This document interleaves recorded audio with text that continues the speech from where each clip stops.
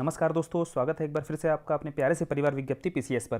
देखिए, इसके पहले हमने प्रीवियस ईयर क्वेश्चंस की सीरीज और मॉडर्न की लगभग कंप्लीट कर दी है। यह आपका लास्ट वीडियो होने वाला है। अगर आपने पीछे वीडियो नहीं देखे हैं तो जाइए पहले उन्हें देखिए जाकर के, फिर इसको कंप्लीट करिएगा। और मजेदार निमोनिक्स कराए गए हैं, उनके साथ आपके तथ्य तैयार भी कराने की याद कराने की कोशिश भी की गई है ना। जब वीडियो देखेंगे तो ये चीज़ें आपको पता चलेंगी। और अगर पीडीएफ आपको चाहिए ना तो हमारे टेलीग्राम चैनल से जुड़ जाइएगा, लिंक आपको डिस्क्रिप्शन में मिल जाएगी, वहां से आप पीडीएफ डाउनलोड कर सकते हैं। साथ ही साथ कल अगर आपकी यह सीरीज खत्म होती है तो अगली सीरीज किस विषय पर आने वाली है इसको लेकर आपको टेलीग्राम में पोल मिल जाएगा, साइंस या ज्योग्राफी। वहां पर दो ऑप्शंस आपके दिए गए हैं, वहां से आप चूज कर लीजिएगा, जिस पर आप लेक्चर्स चाहते हैं अगले बता दीजिएगा। साथ के साथ अगर आपको चीजें याद हो रही हैं, आपका कॉन्फिडेंस बूस्ट हो रहा है, तो कमेंट आदि के माध्यम से बताया करिए, ताकि हमें पता चले ना यार हम जो आपको करा रहे हैं वह डायरेक्शन सही है हमारी कि नहीं सही है।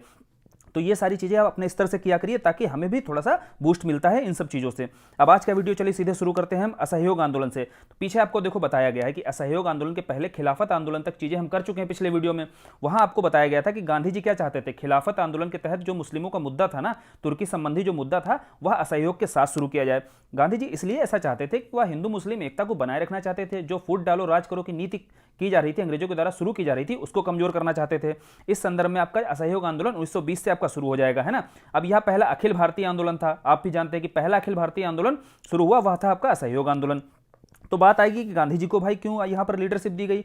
तो इसके पीछे आपने देखा वहां पर कि गांधी जी की लोकप्रियता, जो आपने खेड़ा आंदोलन पढ़ा, पीछे चंपारण पढ़ा, इसके माध्यम से लोकप्रियता का स्तर क्या था। इस आधार पर कांग्रेस की एक समिति बैठती है और वह गांधी जी को बोलती है कि आप लीडरशिप लीजिए इसकी। लेकिन साथ के साथ कांग्रेस के माध्यम से भी यह प्रस्ताव पारित होना जरूरी था, है ना। अब कांग्रेस के माध्यम से क्या है, यह प्रस्ताव पारित होने के लिए पहले एक विशेष अधिवेशन होगा आपका कलकत्ता में। यहां कहानी समझ लीजिए, तो जो आपके प्रश्न पूछे गए हैं ना, वो सारे देखना अभी कैसे मक्खन की तरह सारे तैयार हो जाएंगे। होता क्या है, कांग्रेस के द्वारा जब कलकत्ता में विशेष अधिवेशन होता है तो वहां एक व्यक्ति होते हैं आपके चितरंजन दास, सीआर दास। अब ये सीआर दास कौन होते हैं, यह भी देखो अभी आपको क्लियर कराया जाएगा, सारी चीजें समझ में आ जाएंगी, क्योंकि सीआर दास से आपके क्वेश्चंस भी बनाए गए हैं। बेसिकली होता क्या है वहां पर, जो आपके पहले कहानी समझिए, सीआर दास होते हैं, सीआर दास के द्वारा इसका विरोध किया जाएगा। किसका? इस प्रस्ताव का, असहयोग आंदोलन के प्रस्ताव का। फिर गांधी जी और कांग्रेस के अन्य सदस्यों के द्वारा इन्हें मनाया जाएगा और आपका विशेष अधिवेशन पहले कलकत्ता में होता है। और जो जैसे जिस तरीके से आप जानते हैं दिसंबर महीने में कांग्रेस के लगातार जो कंसिस्टेंटली जो अधिवेशन होते चले आ रहे थे वो दिसंबर के महीने में होते थे। तो उसी आधार पर आपका नागपुर का जो अधिवेशन होगा वहां पर यह असहयोग आंदोलन का प्रस्ताव पारित किया जाएगा। और यह प्रस्ताव पारित करेगा कौन? सीआर दास। देखो प्रश्न पूछा गया कि यह प्रस्ताव कहां पारित किया गया, तो नागपुर अधिवेशन में पारित किया गया, है ना, जो रेगुलर अधिवेशन होते थे। और किसके द्वारा पारित किया गया, तो आप बताएंगे सीआर दास के द्वारा। यह सीआर दास वही हैं जो कलकत्ता अधिवेशन, जब विशेष अधिवेशन बुलाया जाता है तो वहां पर सीआर दास के द्वारा विरोध किया जाता है। इसीलिए देखो यहां से प्रश्न बनाया गया। फिर यहां पर अध्यक्ष कौन बनाए गए? अध्यक्ष आपके थे इस समय अधिवेशन के विजय राघवाचारी।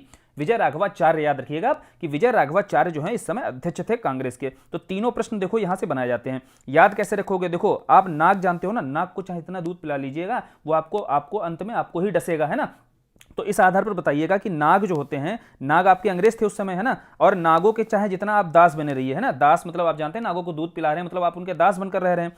आप चाहे नागों के जितने भी दास बने रहिएगा, वो आपके साथ सहयोग कभी नहीं करेंगे, मतलब वह असहयोग हमेशा करेंगे। समझ गए आप? तो एक तरीका बनाया आपने, ऐसे निमोनिक्स बनाया ताकि याद रहे। नाग से आपने बताया नागपुर अधिवेशन, दास मतलब सीआर दास के द्वारा देखो यह जो है असहयोग आंदोलन, असहयोग करेंगे मतलब असहयोग प्रस्ताव पारित किया गया था। तीनों आपको देखो याद हो गए होंगे। और जब आप असहयोग जब तक नहीं करोगे ना, जब तक आप मानिए यह समझिएगा कि नागों के दास बनकर नहीं रहना है, अब हम असहयोग करेंगे, तभी जाकर क्या होगी, हमारी विजय हो सकती है। विजय मतलब किसके विरुद्ध? अंग्रेजों के विरुद्ध। तो इससे आपको याद हो गया अध्यक्ष कांग्रेस के। कौन अध्यक्ष थे आपके? विजय राघवाचार्य। यह एक कहानी छोटी सी बना लेनी है ताकि आपको याद आए कि भाई असहयोग आंदोलन किसमें पारित हुआ था, किस अधिवेशन में। तो 4 ऑप्शंस वहां पर दिए होंगे, आप बता सकोगे कि भाई वो नागपुर अधिवेशन था। तो इसलिए यह कहानी बता दी गई। अदरवाइज आपको कहानी तो पूरी क्लियर ही कर दी गई कि नागपुर अधिवेशन संबंधित क्या घटनाक्रम रहा था और किस कारण भाई सीआर दास को प्रस्ताव पारित करने का मौका दिया गया था। यहां एक क्वेश्चन बनाया जाता है 1 अगस्त 1920 को। यह जो नॉन कोऑपरेटिव मूवमेंट था ना आपका, एनसीएम मतलब है नॉन कोऑपरेटिव मूवमेंट, मतलब असहयोग आंदोलन, इसका प्रारंभ हो गया था। अगस्त आप समझ रहे हो, अगस्त महीना क्यों पूछा गया है? क्योंकि पीछे आपको समझाया कि कलकत्ता अधिवेशन जो विशेष अधिवेशन था वहां से मंजूरी दे दी गई थी, बस सीआर दास के द्वारा विरोध किया गया था, इसलिए कांग्रेस में यह प्रस्ताव पारित नहीं हो पाया था अधिवेशन में। तो इसी के कारण जब नागपुर अधिवेशन होता है वहां प्रस्ताव पारित होता है। तो जब विशेष प्रस्ताव में मंजूरी मिल गई तो मंजूरी मिलने के बाद अगस्त महीने में ही इसका प्रारंभ कर दिया गया। यह जो नॉन कोऑपरेटिव मूवमेंट है यह अगस्त में ही प्रारंभ हो गया था। प्रस्ताव इसका जाकर के दिसंबर में नागपुर अधिवेशन में पीछे आपको पढ़ाया गया उसमें पारित हो पाया था। ये सारी कहानी देखो क्लियर हो गई होगी। अब यहां से एक प्रश्न बनता है गांधी जी पर। गांधी जी के द्वारा यहां स्टेटमेंट दिया जाता है 1 वर्ष के भीतर स्वराज का नारा। अब भाई 1 वर्ष के भीतर स्वराज का नारा गांधी जी के द्वारा क्यों दे दिया जाएगा, यहां समझना है आपको। क्वेश्चन बनाया गया कि किस मतलब कि कहां पर, किस आंदोलन में, तो वहां पे सविनय अवज्ञा भी दिया होगा, असहयोग दिया होगा। तो आप सीधा है कॉमन सेंस लगाएंगे कि 1 साल के भीतर हम आपको स्वराज दिला देंगे। ऐसा गांधी जी कब बोलेंगे, जब नई नई ऊर्जा होगी, नया नया उत्साह होगा, और नया नया उत्साह उनको पहले अखिल भारतीय आंदोलन में ही दिखाई देगा। इसी आधार पर बोल देंगे आप हमारे साथ लड़िए, साथ में अंग्रेजों के विरुद्ध, औपनिवेशिक नीतियों के विरुद्ध, हम आपको 1 साल के भीतर क्या करेंगे, स्वराज दिलाएंगे। तो गांधी जी के द्वारा यह नारा कब दिया जाएगा, असहयोग आंदोलन में दिया जाएगा। यह क्लियर हो गया। देखो फिर एक क्वेश्चन पूछा जाता है कि केसरे हिंद की उपाधि त्याग दी गई थी किसके द्वारा, गांधी जी के द्वारा। तो एक टाइटल वापस किया गया था गांधी जी के द्वारा जब यह आंदोलन शुरू किया जाता है। और यह आप बताइए, इसके पीछे की कहानी समझ लीजिए कि केसरे हिंद की उपाधि कब दी जाती है। देखिए 1914 से 1918 का आपने विश्व युद्ध पढ़ा, पहला विश्व युद्ध चल रहा था, वहीं पर आपकी मॉन्टेग्यू घोषणा पढ़ाई गई थी कि भारत सचिव मॉन्टेग्यू के द्वारा घोषणा की जाती है कि जितने उपनिवेश हैं उनको आत्मनिर्णय का सिद्धांत दिया जाएगा, जैसे ही क्या होगा, विश्व युद्ध खत्म होगा। बदले में मिलता क्या है, बदले में आप जानते हैं क्या मिलता है ना, क्या मिला था, रॉलेट एक्ट मिला था, जलियांवाला बाग नरसंहार मिला था। लेकिन गांधी जी सोचते हैं कि हाँ भाई स्वराज स्वशासन की जो मांग की जा रही है, हो सकता है हमें दे दें ऐसा, जैसा ये अपने वादे कर रहे हैं। तो इसी आधार पर गांधी जी भारतीय सैनिकों से कहेंगे कि जाइए ब्रिटिशर्स की मदद कीजिए विश्व युद्ध में, और विश्व युद्ध में मदद करेंगे तो इस संदर्भ में ही गांधी जी को पता है आपको भर्ती करने वाला सर्जेंट बोला जाएगा और केसरे हिंद की उपाधि दी जाएगी। तो समझिए केसरे हिंद की उपाधि कब आती है, और बदले में जब अंग्रेजों के द्वारा दिया जाएगा रॉलेट एक्ट, तो गांधी जी जब असहयोग चालू करेंगे तो केसरे हिंद की उपाधि त्याग देंगे। देखो क्लियर हो गया होगा। वहीं देखिए जमनालाल बजाज जो इनके मित्र रहते हैं, जमनालाल बजाज के द्वारा भी राय बहादुर की उपाधि वापस कर दी जाती है। यह भी आपको साथ के साथ याद कर लेना है। अब जो असहयोग आंदोलन का घटनाक्रम है ना, उस आधार पर होता क्या है, असहयोग आंदोलन में देखिए जैसे स्वदेशी आंदोलन में हम विदेशी बहिष्कार कर रहे थे ना, उसी आधार की जो क्रियाविधि है, गतिविधियां है ना, वह आपकी असहयोग आंदोलन में देखने को मिलेंगी। यहां विदेशी वस्त्रों की होली जलाई जाएगी, और इन विदेशी वस्त्रों की होली जलाए जाने की घटना को जो है निष्ठुर बर्बादी की संज्ञा दी जाती है। किसके द्वारा, रविन्द्रनाथ टैगोर के द्वारा। क्वेश्चन आता है कि विदेशी वस्त्रों की बर्बादी को निष्ठुर, विदेशी वस्त्रों की होली जलाए जाने को निष्ठुर बर्बादी की संज्ञा किसके द्वारा दी गई थी, तो बताएंगे आप रविन्द्रनाथ टैगोर के द्वारा। बेसिकली होता यह है कि रविन्द्रनाथ टैगोर जो है, आप राजा राम मोहन राय की मानसिकता को समझते हैं कि पूर्व और पश्चिम संस्कृति के समन्वय के साथ में क्या होना चाहिए, विकास होना चाहिए। इसी मानसिकता के साथ रविन्द्रनाथ टैगोर भी चलते हैं, और रविन्द्रनाथ टैगोर इसीलिए कहेंगे कि सीधा सीधा अंधा अंधा धुंध एकदम विरोध कर देना सीधा सीधा पश्चिमी चीजों का, वह ठीक नहीं है, वह निष्ठुर बर्बादी के रूप में बताएंगे उसको। इसी आधार पर रविन्द्रनाथ टैगोर के द्वारा इसको निष्ठुर बर्बादी की संज्ञा दी जाती है। सारी क्लियर हो गई होंगी चीजें आपको। असहयोग आंदोलन के दौरान जो घटनाक्रम घट रहा था और उस आधार पर जो आपके साथ फैक्ट बनाए गए प्रीवियस ईयर्स में, वो सारे क्लियर करा दिए गए होंगे। कुछ संस्थाएं देखो यहां पर कराई गई हैं आपको, जो बताई जा रही हैं उसी संदर्भ में, उसी जो समयावधि है ना, उस समयावधि में कुछ संस्थाएं जो आपकी गठन किया गया था ना, उनसे प्रश्न भी आपके बने। तो बीएचयू का हमने पीछे पढ़ लिया था, जब मदन मोहन मालवीय के बारे में हम पढ़ रहे थे, वहां हमने पढ़ा था कि मदन मोहन मालवीय के द्वारा इस संस्था का गठन किया जाता है। कौन सा, बनारस हिंदू यूनिवर्सिटी का। कब, वर्ष कौन सा रहता है आपका, वर्ष 1916 का रहता है, और बनारस है तो आपका स्थान तो पता ही है। सारी देखो उत्तर प्रदेश से संबंधित संस्थाएं हैं, तो इसीलिए थोड़ा सा हम देख लेंगे एक बार। जामिया मिलिया के बारे में पढ़ा जाता है। जामिया मिलिया आज के समय में कौन नहीं जानता है, जितने भी सिविल सेवक हैं ना, जितने भी सिविल सेवक हैं उनका मोस्टली आप देखते होंगे सिलेक्शन में हमेशा यह संस्थान आगे रहती है, जो शिक्षण संस्थान है।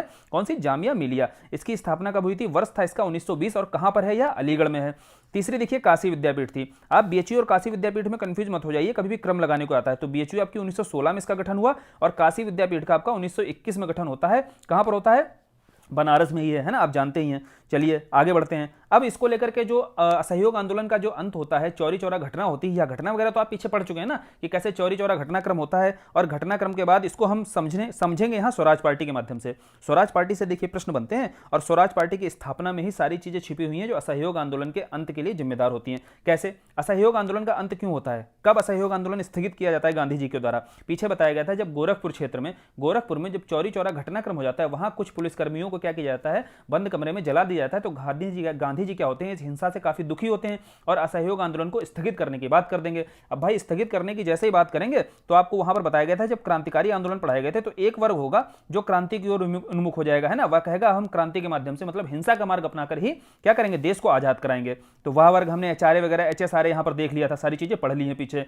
एक दूसरा वर्ग कांग्रेस के भीतर ही समझेंगे आप, दो वर्ग यहां बढ़ जाते हैं। कैसे, एक वर्ग होता है यथास्थितिवादी। यथास्थितिवादी का मतलब होता है जैसा गांधी जी के द्वारा कार्यक्रम चलाए जा रहे थे, वह बोलेगा वर्ग कि हम इसी स्थिति को बनाए रखें। दूसरा वर्ग आएगा परिवर्तनवादी।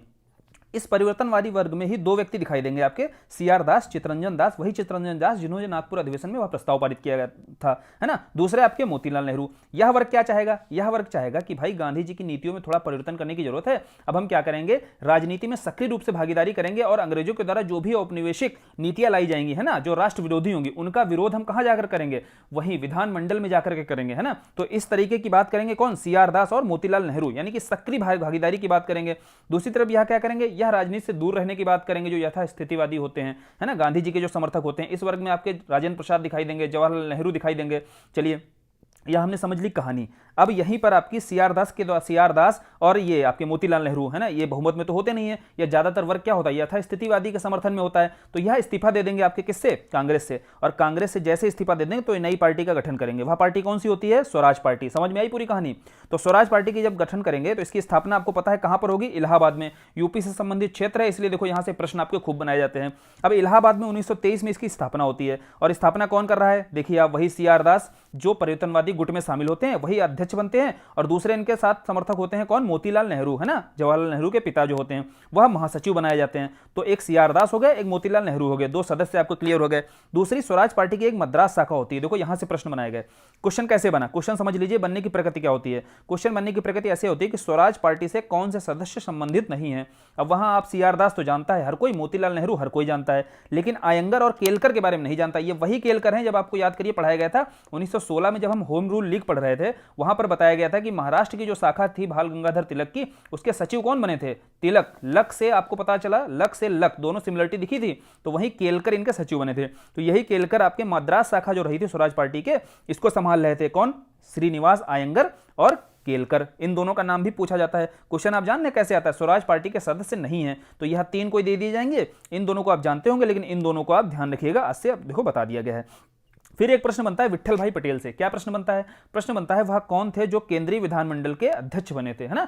केंद्रीय विधानमंडल के आप समझ रहे हैं, अध्यक्ष के पद तक जाना यह स्वराज पार्टी की एक बहुत बड़ी उपलब्धि के रूप में भी देखा जाता है। वर्ष 1925 रहता है जब विट्ठल भाई पटेल, जो आपके स्वराज पार्टी के ही सदस्य रहते हैं, है ना। आप जानते हैं कि स्वराज पार्टी को भारी मात्रा में क्या होती है, सीटें मिलती हैं जब यह वोट में, जब यह क्या राजनीति में उतरते हैं, ना। तो यहां पर ही आपके विट्ठल भाई पटेल जो होते हैं, इनको केंद्रीय विधानमंडल के अध्यक्ष के पद तक इनको अध्यक्ष का पद प्राप्त होता है। तो यह स्वराज पार्टी के सदस्यों के लिए क्या है, खुशी की खबर होती है, यह उनके लिए उपलब्धि होती है। लेकिन यहां समझिएगा 1925 में ही आकस्मिक मृत्यु हो जाती है किसकी, सीआर दास की, और यही स्वराज पार्टी का दमन होगा या पतन एक तरीके से आपको दिखाई देगा। तो यहां तक हमने स्वराज पार्टी के बारे में समझ लिया, जो जो प्रश्न इससे आए वो सारे हमने समझ लिया, किस तरीके से आपको तैयार करना है। एक सीआर दास के बारे में देखिए, एक दो क्वेश्चन आते हैं वो समझ लीजिएगा।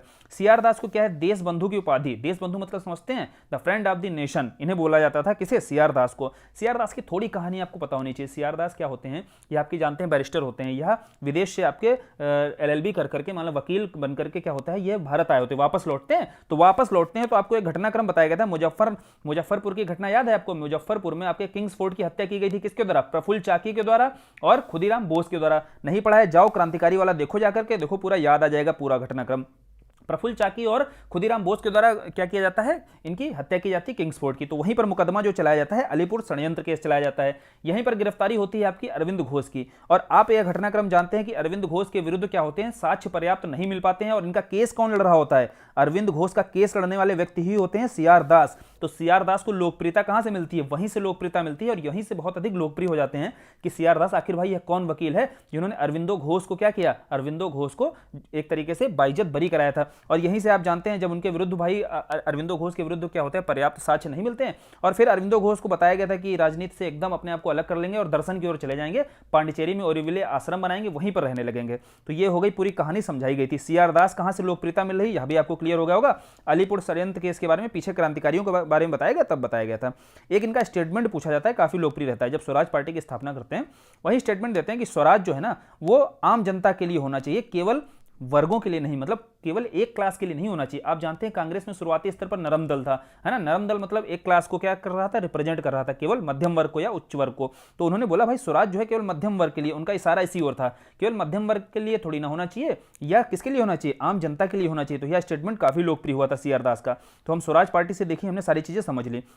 अब साइमन कमीशन, अगला जो टॉपिक आता है साइमन कमीशन का है, यहां से प्रश्न बनते हैं। साइमन कमीशन के घटनाक्रम को पूरा हम जानते हैं, समझ लीजिए, कहानी समझ लीजिए, सारा क्लियर हो जाएगा। बात होती है 1919 के अधिनियम से, यह समझने की कोशिश करेंगे। जब 1919 का अधिनियम अंग्रेजों के द्वारा पारित किया जाता है तो इसकी समीक्षा के लिए बोला जाता है कि 10 वर्ष बाद क्या है, इसकी समीक्षा की जाएगी। समीक्षा के लिए एक आयोग का गठन किया जाएगा और यह 10 वर्ष से पहले ना होकर के कब कर दिया जाता है, इसका 8 वर्ष पहले, यानी कि 8 वर्ष बाद, 2 वर्ष पहले ही क्या कर दिया जाता है, इस आयोग का गठन कर दिया जाएगा। यहां समझिएगा कि ब्रिटेन में आपकी होती है कौन सी, कंजर्वेटिव पार्टी। अब इस कंजर्वेटिव पार्टी के द्वारा इस कमीशन का क्या कर दिया जाएगा, गठन कर दिया जाएगा। इसमें आपके 7 सदस्य जो हैं नियुक्त किए जाएंगे और 7 सदस्य क्या होते हैं, विदेशी होते हैं, फॉरेनर होते हैं, और एक भी इसमें भारतीय नहीं होता। इसीलिए आप जानते हैं साइमन कमीशन का विरोध किया जाता है और साइमन गो बैक के नारे लगेंगे जैसे ही यह भारत पहुंचेगा। यहां समझिए आपका 1927 में इसका क्या किया जाएगा, गठन किया जाएगा। यह भारत कब पहुंचेगा, 1 वर्ष बाद 1928 में क्या करेगा, यह भारत पहुंचेगा बंबई के तट पर, जहां इसको काले झंडे दिखाए जाएंगे, है ना, साइमन गो बैक के नारे दिए जाएंगे। वहीं पर आपको पता है जब लाठीचार्ज किया जाएगा लाला लाजपत राय के ऊपर, और तब लाला लाजपत राय की जब मृत्यु हो जाती है और जिसका बदला लेंगे क्रांतिकारी और सैंडर्स की हत्या करेंगे। पीछे सब क्रांतिकारी के अंतर्गत पढ़ाया गया था, तो वहां साइमन कमीशन का एक तरीके से यहां चर्चा की गई थी। यहां हम समझते हैं कि क्वेश्चन और कैसे बने। क्वेश्चन देखो ऐसे बनते हैं कि 1928 में क्या होता है, आपका बंबई पहुंचता है, तो वर्ष पूछेगा कि साइमन कमीशन भारत कब पहुंचा, तो 1927 भी वहां ऑप्शन में दिया होगा, आप कंफ्यूज मत हो जाइएगा। यहां ध्यान रखना है कि 1 वर्ष बाद क्या होता है, यह भारत पहुंचता है और 1930 में यह अपनी रिपोर्ट प्रकाशित करता है। यह भी पूछा जाता है कि इसने रिपोर्ट किस वर्ष प्रकाशित की, तो आप बताओगे भाई इसने रिपोर्ट जो प्रकाशित की है वह 1930 में प्रकाशित की है। अब आगे समझते हैं जॉन साइमन को लेकर के। जॉन साइमन को लेकर के प्रश्न क्या आता है, जॉन साइमन जो थे इसके अध्यक्ष थे, इसी आधार पर जो इसका नाम रखा गया वह रखा गया क्या, साइमन कमीशन। और जॉन साइमन के बारे में थोड़ी कहानी समझ लो। उस समय ब्रिटेन में आपकी रूलिंग पार्टी कौन सी होती है, कंजर्वेटिव पार्टी, लेकिन जॉन साइमन आपके किस पार्टी से होते हैं, यह उस समय की अपोजिशन पार्टी रहती है आपकी लिबरल पार्टी, है ना। तो लिबरल पार्टी के जो व्यक्ति होते हैं जॉन साइमन, इनको आपका अध्यक्ष बनाया जाता है। यहां आपको क्लियर तरीके से समझना है, ये दोनों प्रश्न पूछे जाते हैं कि जॉन साइमन जो है आपके किस पार्टी से संबंधित होते हैं, तो यह लिबरल पार्टी से संबंधित होते हैं। और यह किसके द्वारा आयोग गठित किया गया है, यह कंजर्वेटिव पार्टी के द्वारा गठित किया गया है। अब बात आती है क्लीमेंट एटली को लेकर प्रश्न क्यों बनाया जाता है। क्लीमेंट एटली से आप परिचित नहीं है तो अभी आगे आपको जब राष्ट्रीय भारत की स्वतंत्रता तक पहुंचेंगे ना, वहां बताया जाएगा कि एटली घोषणा के बारे में पढ़ाया जाएगा। क्या होता है, क्लीमेंट एटली आपके ब्रिटेन के प्रधानमंत्री रहते हैं कि जब भारत की स्वतंत्रता की घोषणा करेंगे जो, और यही क्लीमेंट एटली कौन है जो ब्रिटेन के आगे प्रधानमंत्री बनेंगे। यह साइमन कमीशन में जो आपके 7 सदस्य थे ना, उसमें से एक सदस्य भी रहते हैं कौन, क्लीमेंट एटली, और यह उस समय की लेबर पार्टी से संबंधित होते हैं। वैसे तो देखा जाए ब्रिटेन में 2 बड़ी बड़ी पार्टियां होती है, मुख्य पार्टियां होती हैं आपकी, एक कंजर्वेटिव पार्टी, एक लिबरल पार्टी। यह चीजें क्यों बताई जा रही है, क्योंकि यहां से प्रश्न बनाए गए हैं, है ना, और प्रश्न बनाए गए हैं तो इस कहानी को समझ लीजिएगा। और यही जो क्लीमेंट एटली है ये आपके लेबर पार्टी से संबंधित होते हैं। यह लेबर पार्टी आगे चल करके ब्रिटेन में क्या करेगी, लिबरल पार्टी को क्या कर देगी, रिप्लेस कर देगी। तो यहां समझ लीजिएगा क्लीमेंट एटली की पार्टी ही पूछी जाती है और क्लीमेंट एटली भी इसके एक सदस्य रहते हैं। यह आपको देखो पता चल गया, यह प्रश्न बना है इसलिए आपको करा दिया गया यहां पर। फिर बात आती है कि भाई नेहरू रिपोर्ट क्यों पढ़नी है। जब साइमन कमीशन का इतने बड़े स्तर पर विरोध होगा, है ना, कोई भी भारतीय मानने को तैयार नहीं होगा। क्यों, कहेगा आप हमारे लिए ही क्या बात करने आए हो, संविधान निर्माण की बात कर रहे हो या जो भी बात कर रहे हो, कोई अगर नियम कानून बना रहे हो उसमें किसी भारतीय को शामिल नहीं कर रहे हो, तो एक तरीके से क्यों हम आपके साइमन कमीशन, इस आयोग की बातों को हम माने, है ना। तो इसका विरोध इसलिए किया जाएगा। तो यहां से ही अंग्रेज क्या करेंगे, उस समय भारत सचिव आपका होता है कौन, बर्कनहेड। बर्कनहेड बोलेगा अगर ऐसा ही है तो आइए फिर आप अपने लिए एक संविधान बना लीजिए और ऐसा संविधान बनाइए जो सभी दलों को, आपके यहाँ पर मान लीजिए मुस्लिम लीग है, कांग्रेस है, सभी दलों में मान्यता प्राप्त हो। बोलेंगे भाई ठीक है, इस चुनौती को हम स्वीकार करते हैं, है ना, हम बनाएंगे अपने लिए संविधान। तो वहीं पर जो संविधान बनाने की जिम्मेदारी ली उसी को बोला जाता है नेहरू रिपोर्ट जो तैयार होती है। और बेसिकली यह जिम्मेदारी जो दी किसको गई, किसकी अध्यक्षता में, एक जो समिति बनती है ना, सर्वदलीय समिति। सर्वदलीय समिति क्यों, क्योंकि सारे दल के इसमें सदस्य जो है शामिल किए जाते हैं। जो प्रावधान बने आपके नेहरू रिपोर्ट में वो सारे दलों को स्वीकार्य हो, इसीलिए आपकी सर्वदलीय समिति होती है। क्वेश्चन बना भाई ये जो सर्वदलीय समिति है किसकी अध्यक्षता में होती है, आप जानते हैं मोतीलाल नेहरू की अध्यक्षता में होती है। और इसके सचिव कौन बनाए जाते हैं, इन्हीं के पुत्र आपके जवाहरलाल नेहरू इसके सचिव बनते हैं। तो आप यहां से समझे कि नेहरू रिपोर्ट का क्या कॉन्सेप्ट है, क्यों आई थी नेहरू रिपोर्ट। और बर्कनहेड के बारे में समझ लेना है कि बर्कनहेड के द्वारा ही चुनौती दी जाती है किसको, भारतीयों को, कि आइए आप अपने लिए संविधान बनाइए और ऐसा संविधान बनाइए कि सभी दलों को क्या हो, मंजूर हो ये। तो यहां पर आपको देखो नेहरू रिपोर्ट से संबंधित जितने भी प्रश्न हैं और क्यों है, कारण क्या है, ये सारी समझ में आ गई होंगी चीजें। यहां कमी क्या आ जाती है जानते हैं, यहां कमी आती है कि ये लोग डोमिनियन स्टेट की अभी बात करते हैं। नेहरू रिपोर्ट में अभी भी डोमिनियन स्टेट की बात की गई। डोमिनियन स्टेट का मतलब पीछे समझाया था एक बार और समझ लीजिए। यहां विदेश, रक्षा, संचार, ये 3 विषय बोले जाते हैं किसके पास रहेंगे, यह 3 विषय जो है ब्रिटिशर्स के पास ही रहेंगे। बाकी सारे विषयों पर सारे अधिकार किसके पास होंगे, भारतीय के पास होंगे। बेसिकली यह डोमिनियन स्टेट की बात होती है। होती है, लेकिन इससे ही क्या होता है, मोतीलाल नेहरू के द्वारा तो इसका समर्थन किया जाता है, लेकिन इनके पुत्र ही जो जवाहरलाल नेहरू होते हैं या सुभाष चंद्र होते हैं, उस समय जो समाजवादी विचारधारा से अधिक प्रभावित वर्ग होता है वह इससे क्या होता है, इससे समर्थन इसको नहीं देता है। वह बोलते हैं अब हम डोमिनियन स्टेट पर नहीं टिके रहेंगे, अब हम किसकी बात करेंगे, पूर्ण स्वतंत्रता की बात करेंगे। 1928 की नेहरू रिपोर्ट की बात करें, कांग्रेस का जब हमने लाहौर अधिवेशन पढ़ा था, याद करिए वहां पर पूर्ण स्वतंत्रता की बात की गई थी कि नहीं की गई थी, पूर्ण स्वराज की मांग की गई थी। तो यहां समझिए पीछे बैकग्राउंड में चीजें जब आपको क्लियर होंगी ना, तो आपको फैक्ट रटना कठिन नहीं होगा। अब बात आएगी फिर इसकी प्रतिक्रिया में ही इंडिपेंडेंस फॉर इंडिया लीग की स्थापना की जाएगी। इंडिपेंडेंस मतलब स्वतंत्रता, फॉर इंडिया भारत के लिए स्वतंत्रता, ऐसी लीग का गठन किया जाएगा किसके द्वारा, जवाहरलाल नेहरू और सुभाष चंद्र बोस के द्वारा। अब सुभाष चंद्र बोस और जवाहरलाल नेहरू समझ रहे हो एक साथ खड़े क्यों नजर आ रहे हैं, वह डोमिनियन स्टेट जैसी मांग का विरोध कर रहे हैं और इसकी विरोध में ही इस तरीके की लीग का गठन करेंगे। और पूछा गया भाई इंडिपेंडेंस फॉर इंडिया लीग की स्थापना किसके द्वारा की गई, तो बताएंगे आप जवाहरलाल नेहरू और सुभाष चंद्र बोस के द्वारा। और उस समय आप जानते हैं कांग्रेस में समाजवादी वर्ग का अधिक बोलबाला था, तो इसी आधार पर यह चीजें आपको देखने को मिल जाएंगी। अब क्लियर हो गई होंगी सारी चीजें। अब लास्ट में एट द लास्ट हम पहुंचते हैं किस पर, सविनय अवज्ञा आंदोलन पर। भाई सविनय अवज्ञा आंदोलन को लेकर के खूब क्वेश्चन बनते हैं। क्वेश्चन समझने से पहले आप समझ लीजिए सविनय अवज्ञा आंदोलन के कॉन्सेप्ट को, कि पहले असहयोग आंदोलन शुरू किया गया। असहयोग में बोला गया भाई हम सहयोग नहीं करेंगे। अब वो उससे भी थोड़ा सा कड़ा एक तरीके से रुख अपनाया किसमें, सविनय अवज्ञा आंदोलन में गांधी जी ने। क्या इसमें बोला, अवज्ञा, अवज्ञा में ही क्या छुपा हुआ है, हम आपकी आज्ञा, किसी भी आज्ञा का पालन नहीं करेंगे, है ना। और जिस आधार पर आपने नियम कानून बनाए हैं ना, उन नियम कानूनों को भी हम तोड़ेंगे। यही है क्या, अंग्रेजों की अवज्ञा। और सविनय मतलब कोई भी हिंसा का माध्यम नहीं अपनाएंगे हम अहिंसा के माध्यम से ही सारे काम करेंगे। अभी देखो इसके कॉन्सेप्ट पूरा समझ गए आप हैं इसके, इस आंदोलन के पीछे का। अब सारे घटनाक्रम समझ लीजिए जहां से प्रश्न बनाया गया। पहला प्रश्न देखो बनता है डांडी मार्च से। डांडी मार्च को समझना है तो पहले समझिए आप डांडी, डांडी से क्या है मतलब, डांडी तक यह यात्रा की गई गांधी जी के द्वारा। गांधी जी के द्वारा पहले सांकेतिक रूप से जो विरोध शुरू किया गया, वह बोला गया कि हम साबरमती से कहां तक जाएंगे, डांडी तक जाएंगे, और डांडी पर जाकर के जो नमक बनाने का कानून है ना उसको तोड़ेंगे, है ना। जो नमक यात्रा इसीलिए बोला जाता है। नमक बनाने का कानून बेसिकली यह होता है कि नमक बनाने का जो कानून होता है वह किसके पास होता है, वह अंग्रेजों के पास ही होता है, अधिकार होता है। लेकिन अगर कोई भारतीय के द्वारा यह बनाया जा रहा है, नमक बनाया जाएगा सांकेतिक रूप से, तो वह एक तरीके से नमक कानून तोड़ा जाएगा और यहीं से आपकी अवज्ञा शुरू हो जाएगी। क्वेश्चन यहां से कई प्रकार से बनते हैं, बहुत कंफ्यूज करता है। कैसे, आपको अगर पूछा जाए डांडी मार्च की शुरुआत कहां से हुई, तो आप बताओगे साबरमती से डांडी तक हुई। दूसरा एक प्रश्न बनाया गया था कि सविनय अवज्ञा आंदोलन की शुरुआत कब से हुई, तो आप बताओगे जब डांडी में नमक कानून तोड़ा गया ना, तो वहां से सांकेतिक रूप से या औपचारिक रूप से माना गया कि किसकी शुरुआत हुई, सविनय अवज्ञा आंदोलन की शुरुआत हुई। वहां ऑप्शन में साबरमती भी दिया होगा, डांडी भी दिया होगा, तो आपको आंसर क्या मारना है, डांडी मारना है, क्योंकि यहीं पर आकर के जब कानून टूटेगा ना तभी यहां बताना है आपको कि यह अवज्ञा आंदोलन की शुरुआत है। ठीक है, तो यह क्लियर कर दिया है आपको। अब यह डांडी मार्च क्या था, 12 मार्च, यह तिथि याद रखनी है, 12 मार्च 1930 से प्रारंभ होता है और 6 अप्रैल 1930 तक चलता है। बेसिकली यह 24 दिन की यात्रा होती है गांधी जी के द्वारा जो पैदल की जाती है।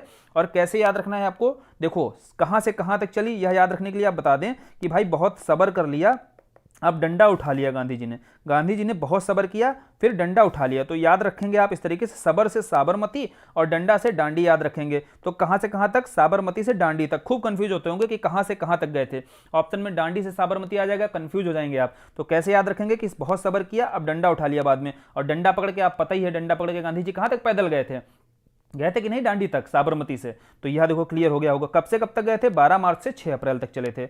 अब यही जो डांडी मार्च की यात्रा थी, इसको सुभाष चंद्र बोस के द्वारा, एससीबी का मतलब है सुभाष चंद्र बोस के द्वारा इस मार्च की तुलना किससे की गई थी, नेपोलियन के एल्बा से पेरिस अभियान के साथ।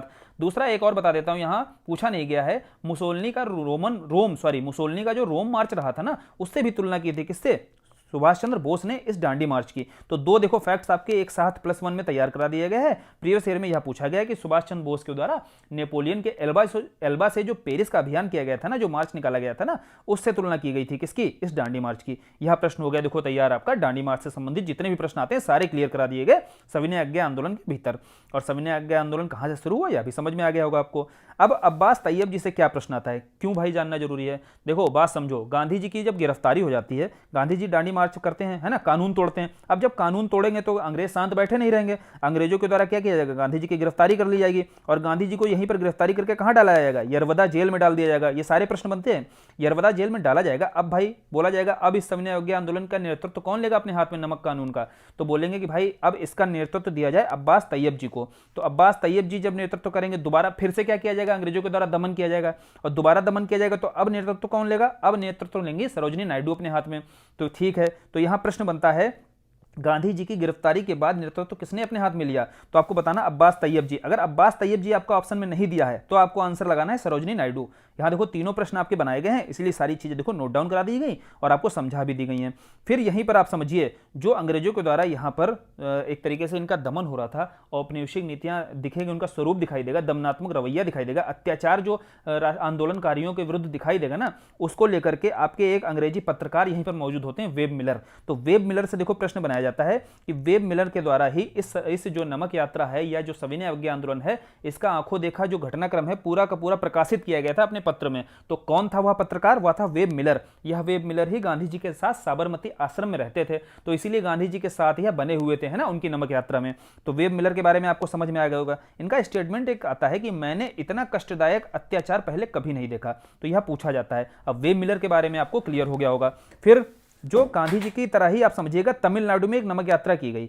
तो भाई गांधी जी की तरह तमिलनाडु में जो नमक यात्रा की जा रही थी वह किसके द्वारा की जा रही थी? सी राजगोपालाचारी के द्वारा। तो आप समझ रहे हैं, जैसे गांधी जी ने यहां पर साबरमती से लेकर दांडी तक की नमक यात्रा निकाली ना, उसी तरीके से तमिलनाडु के क्षेत्र में आपको पता है तिरुचिरापल्ली तक क्या किया गया था? सी राजा गोपालाचारी के द्वारा क्या की गई थी? नमक यात्रा निकाली गई थी। तो यह भी देखो आपका क्वेश्चन एग्जाम में आया हुआ है और इसको आप तैयार करके जाइएगा। फिर बात आती है खान अब्दुल गफ्फार खां की। तो खान अब्दुल गफ्फार खां जो हैं उस समय उत्तर पश्चिम सीमा प्रांत में सक्रिय थे। तो यहां पर देखो आपको कुछ चीजें पहले मैप के माध्यम से समझ लीजिए, सविनय अवज्ञा आंदोलन समझना बहुत आसान आ जाएगा। इसके अखिल भारतीय जो स्वरूप है ना उसको भी समझ पाएंगे आप। तो आप समझिए, यहाँ पर उत्तर पश्चिम का क्षेत्र आप समझ रहे हैं, यह क्षेत्र है। तो यहाँ पर आपके खान अब्दुल गफ्फार खां सक्रिय रूप से नजर आएंगे। गुजरात का जो क्षेत्र है, यहाँ पता ही है गांधी जी के द्वारा नमक यात्रा है ना, गांधी जी के साथ साथ तैयब जी, सरोजिनी नायडू लगे हुए थे। और तमिलनाडु के क्षेत्र में अभी हमने पीछे पढ़ा है ना, राजगोपालाचारी यहाँ पर लगे हुए थे। अब बच गया देखो पश्चिम का क्षेत्र हो गया, उत्तर का क्षेत्र हो गया, उत्तर पश्चिम का, दक्षिण का क्षेत्र हो गया। अब पूरब का क्षेत्र, पूरब में भी देखो एक प्रतिक्रिया दिखाई देगी यहाँ पर अंग्रेजों के विरुद्ध जो सविनय अवज्ञा आंदोलन के भीतर होती है। कौन सी? मणिपुर में जब आप जाएंगे तो मणिपुर में आपको जिया तरंग आंदोलन दिखाई देगा। रानी गेंडुल्लियों के बारे में आप यहां पर सुनते हैं। आगे देखो अभी आपको बताया जाएगा प्रश्न अभी आपको प्रश्न भी समझाया जाएगा कैसे क्वेश्चन आया है। तो आप समझिए, भारत के एक तरीके से पूरे पूरब पश्चिम उत्तर दक्षिण जब चारों क्षेत्र कवर कर दिए जाएंगे उस समय के तत्कालीन स्थितियों में, तो आप इसके अखिल भारतीय स्वरूप को समझ रहे होंगे कि सविनय अवज्ञा आंदोलन के। और अखिल भारतीय स्वरूप के अंतर्गत ही जो प्रश्न आपके बने वो भी देखो इसी आधार पर बने हैं। हमने देखो महाराष्ट्र के क्षेत्र और गुजरात के क्षेत्र में जो घटनाक्रम है वह समझ लिया है ना, और यहाँ पर राजगोपालाचारी से संबंधित जो प्रश्न है वो समझ लिया। अब हम उत्तर पश्चिम के क्षेत्र में देखते हैं कि खान अब्दुल गफ्फार खां से संबंधित क्या प्रश्न है। उत्तर पश्चिम के क्षेत्र में क्या है आपका? खान अब्दुल गफ्फार खां नेतृत्व कर रहे थे। इन्हें आप जानते हैं कि क्या बोला जाता था? सीमांत गांधी भी बोला जाता था, है ना। सीमांत गांधी के बारे में आप जानते हैं कि इनको सीमांत गांधी क्यों कहा जाता था? क्योंकि गांधी के बहुत बड़े अनुयायी थे और उन्हीं एक तरीके से नीतियों का अनुपालन करते थे जो गांधी जी के द्वारा तय की जाती थी, है ना। और उसी तरीके से अहिंसा के आधार पर ही क्या कर रहे थे, ये वहां पर आंदोलन चला रहे थे अपना। तो उत्तर पश्चिम के क्षेत्र में जो सिविल डिसोबीडियंट मूवमेंट होता है उसका नेतृत्व किसके द्वारा किया जाता है? खान अब्दुल गफ्फार खां के द्वारा किया जाता है। और यही इनकी एक संगठन चलती खुदाई खिदमतगार। बेसिकली खुदा के द्वारा बनाई गई जो भी ये संस्थान है, जो भी दुनिया है ना, उसके क्या होते हैं? सेवक होते हैं। खुदाई खिदमतगार का मतलब यह होता है। और लाल कुर्ती संगठन के रूप में प्रसिद्ध थे। क्यों? क्योंकि ये लाल कुर्ती पहनते थे, है ना। और एक आपको फैक्ट और बता रहा हूं, पूछा जाता है, इन्होंने पख्तून पत्रिका निकाली थी, है ना। पख्तून का मतलब जानते हैं क्या होता है? पख्तून का मतलब होता है आपका पठान। बेसिकली यह खुद एक पठान थे, तो इसीलिए इन्होंने पख्तूनिस्तान के रूप में भी बात की कि हम अफगानिस्तान और पाकिस्तान को मिलाकर के एक पख्तूनिस्तान बनाएंगे जो मतलब पठानों का देश होगा। तो इस तरीके की बातें भी करते थे। हालांकि यह सफल नहीं हो पाए क्योंकि विभाजन होता है, और विभाजन होने के बाद जिस क्षेत्र में यह सक्रिय होते हैं वह क्षेत्र क्या होता है? वह क्षेत्र पाकिस्तान के साथ चला जाता है, या इससे काफी दुखी होते हैं, है ना, स्तब्ध हो जाते हैं इस चीज से। अब खान अब्दुल गफ्फार खां के बारे में जितना भी फैक्ट आपसे पूछा गया, एक तो यहाँ कहां पर सक्रिय होते हैं यह क्लियर हो गया, उत्तर पश्चिम सीमा प्रांत में। और इन्हें क्या बोला जाता था? फ्रंट गांधी या सीमांत गांधी बोला जाता था। और पख्तून नामक पत्रिका, पख्तून मतलब पठान, है ना, अब यहां से क्लियर हो जाएगा आपको। और खुदाई खिदमतगार जो संगठन था, जो लाल कुर्ती के रूप में जाना जाता था। क्यों जाना जाता था? क्योंकि उनकी पोशाक क्या होती थी? लाल कुर्ती ही पहनते थे। इसी आधार पर समझा जाता था इन्हें। खान अब्दुल गफ्फार खां से संबंधित जितने प्रश्न आए उनको सारे क्लियर करा दिए गए आपसे।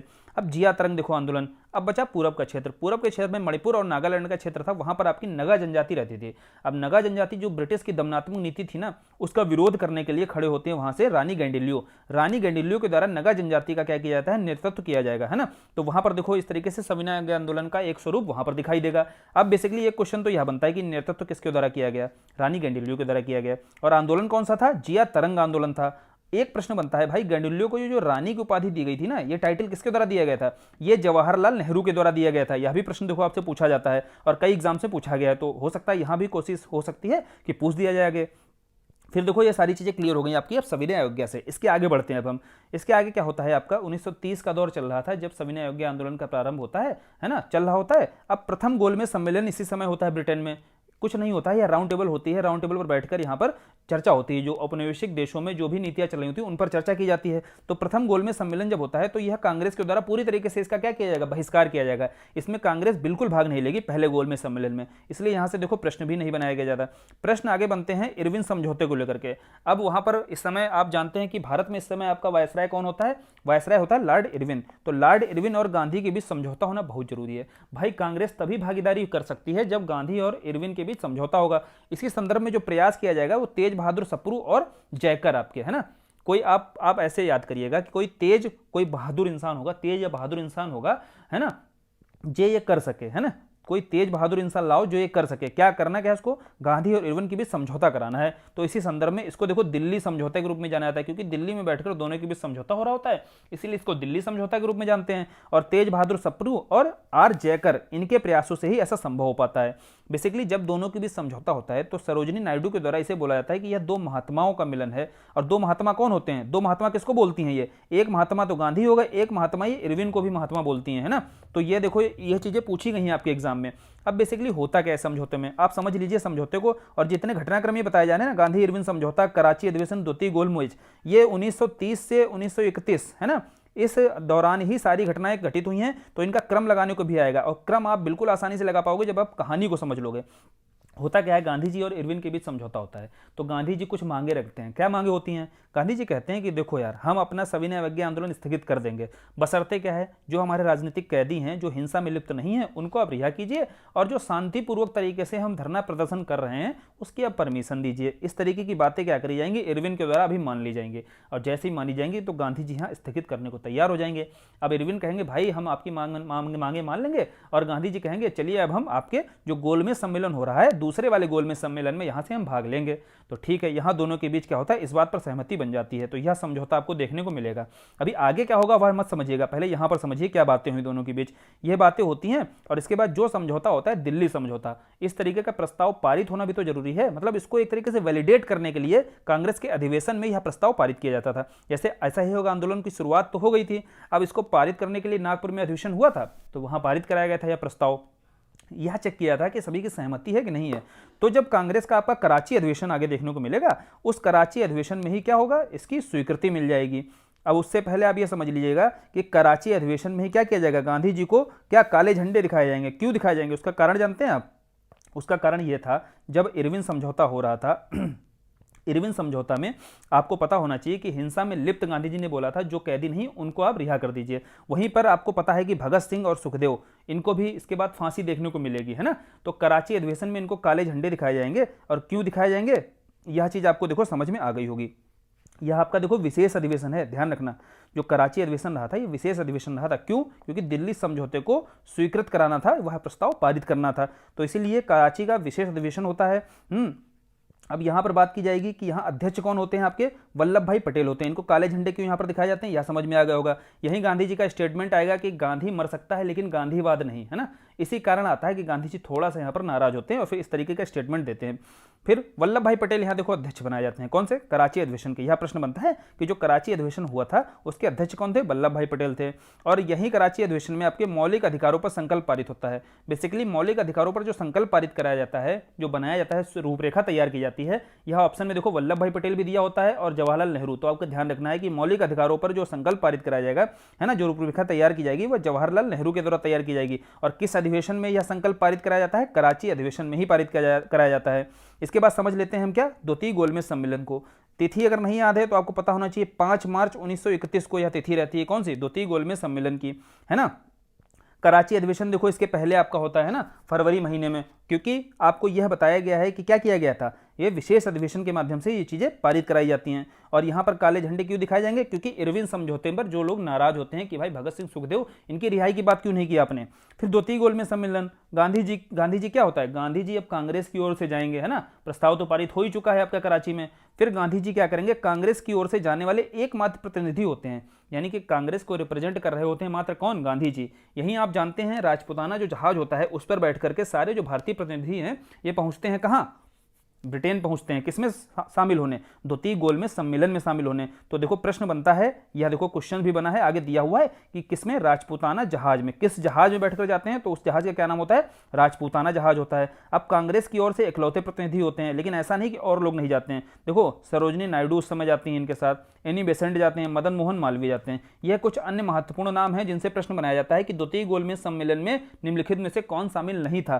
तो यह जो 4-5 आपको इंपॉर्टेंट नाम बताए जा रहे हैं ना, ये सारे एकदम याद कर लेना आपकी, ये सारे गए हुए थे किसमें, द्वितीय गोलमेज सम्मेलन में। लेकिन कांग्रेस के रिप्रेजेंटेटिव कौन थे, कांग्रेस के रिप्रेजेंटेटिव थे, एकमात्र थे, वो कौन थे, गांधी जी थे। यह भी आपको तैयार रखना है। तो द्वितीय गोलमेज सम्मेलन से चीजें समझ में आ गई। अब आपको पीछे बताया गया था कि 23 मार्च 1900, आपको पता है 1930 में ही किसको फांसी दी गई, 31 में, सॉरी, किसको फांसी दी गई, भगत सिंह सुखदेव, इन्हें फांसी दी जाती है। तो आप समझ रहे हैं द्वितीय गोलमेज सम्मेलन के बाद ही क्रम में आएगा। अगर यहाँ पर क्रम में फांसी देने को भी आ जाता है भगत सिंह सुखदेव की फांसी, तो क्रम में आपको इसके बाद ही लगाना है। तो ये घटनाक्रम सारी आप देखो क्लियर हो गई होंगी आपको। अब आते हैं सविनय अवज्ञा आंदोलन 2.0 के बारे में। क्या है 2.0 का मतलब, गांधी जी जब देखो वहां से लौटते हैं द्वितीय गोलमेज सम्मेलन में, अपनी मांगे रखते हैं, इनकी मांगे तो पूरी नहीं की जाती हैं, और मांगे जब पूरी नहीं की जाएंगी तो बेसिकली क्या होगा, ये वहां से वापस लौटेंगे। वापस लौटने के क्रम में ही यह बोलेंगे कि भाई मैं वहां से खाली हाथ तो लौट आया हूं, लेकिन मैंने भारत का स्वाभिमान गिरने नहीं दिया है। इस तरीके के स्टेटमेंट इनके पास आते हैं गांधी जी के पास से। तो आप यहाँ पर समझ गए होंगे कि जो वादे यहाँ पर किए गए थे इरविन के द्वारा, वो कोई भी वादे आगे पूरे नहीं किए जाएंगे, है ना। जब ये पहुंचेंगे कहाँ, ब्रिटेन, तो इस तरीके से गांधी जी नाराज होंगे, इनकी कोई मांग पूरी नहीं की जाएगी, और यह एक तरीके से असफल रहता है द्वितीय गोलमेज सम्मेलन पूरी तरीके से।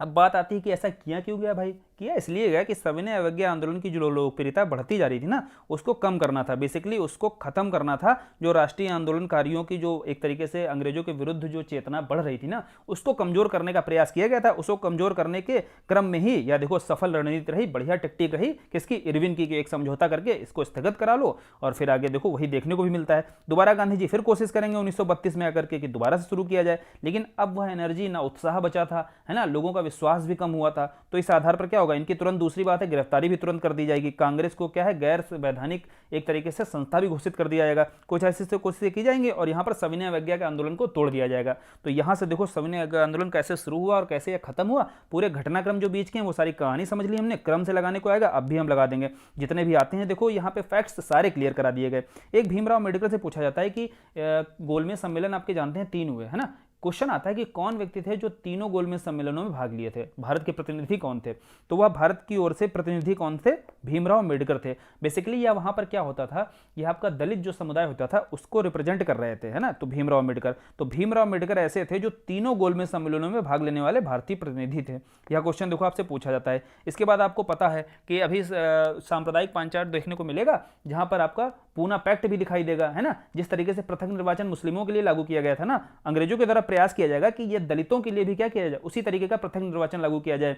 यानी कि भारत को और तोड़ने की कोशिश की जाएगी जाति के आधार पर। पहले धर्म के आधार पर तोड़ा, अब जाति के आधार पर तोड़ेंगे भाई आगे। तो फिर आगे पूना समझौता जैसी चीजें गांधी जी के साथ दिखाई देंगी, है ना, कैसे अम्बेडकर और गांधी के बीच जो पूना पैक्ट होता है। तो ये सारे घटनाक्रम हम अगले वीडियो में, और ये लास्ट वीडियो अगला होने वाला है। और ये जो वीडियोस हैं इंडियन नेशनल मूवमेंट को लेकर जो घटनाएं बताई जा रही हैं बेहद इंपॉर्टेंट है। ये एग्जाम से लगातार रिपीट होती हैं, बहुत ज्यादा क्वेश्चन यहाँ से आते हैं आपके, तो इनको बिल्कुल हल्के में नहीं लेना है, बार बार इनको पढ़ना है। और जो तरीके बताए जाते हैं 2 से 3 बार सुनोगे ना यार, तब याद होंगी आपको चीजें, क्योंकि 2 से 3 बार पढ़ने में ही हमें लग जाता है आपको पढ़ाने के लिए। तो उतना तो आपको भी कम से कम करना ही होगा ना। और पीडीएफ वगैरह रख करके इसको बार बार रिवाइज किया करिए, कोशिश किया करिए, पीडीएफ डाउनलोड करिए, और पीडीएफ डाउनलोड करने के बाद फिर वीडियो सुनिए, तो चीजें ज्यादा याद होंगी। और जो तरीके बताए जाएं उन तरीकों को साथ के साथ नोट डाउन किया करिएगा, तब आपको याद होंगी। अब अगला वीडियो क्या है आपका, अगला वीडियो ज्योग्राफी पर रहे या साइंस पर, कमेंट बॉक्स में हमें बता दीजिएगा कि आप किस पर अगली सीरीज चाहते हैं, उसी पर हम आपकी अगली सीरीज देने वाले हैं ना, पीवाईक्यूज को लेकर के। हिस्ट्री के देखिए काफी सफल रही है सीरीज और काफी लाभदायक भी रही है। अगर रही आपके लिए भी वास्तव में लाभदायक रही है तो हमें जरूर बताइएगा कमेंट कर करके, है ना। सांप्रदायिक पांचाट और वहां से लेकर के पूना पैक्ट तक का पूरा सफर यहाँ पर देखेंगे हम, कहां से क्वेश्चन कैसे पूछे गए हैं।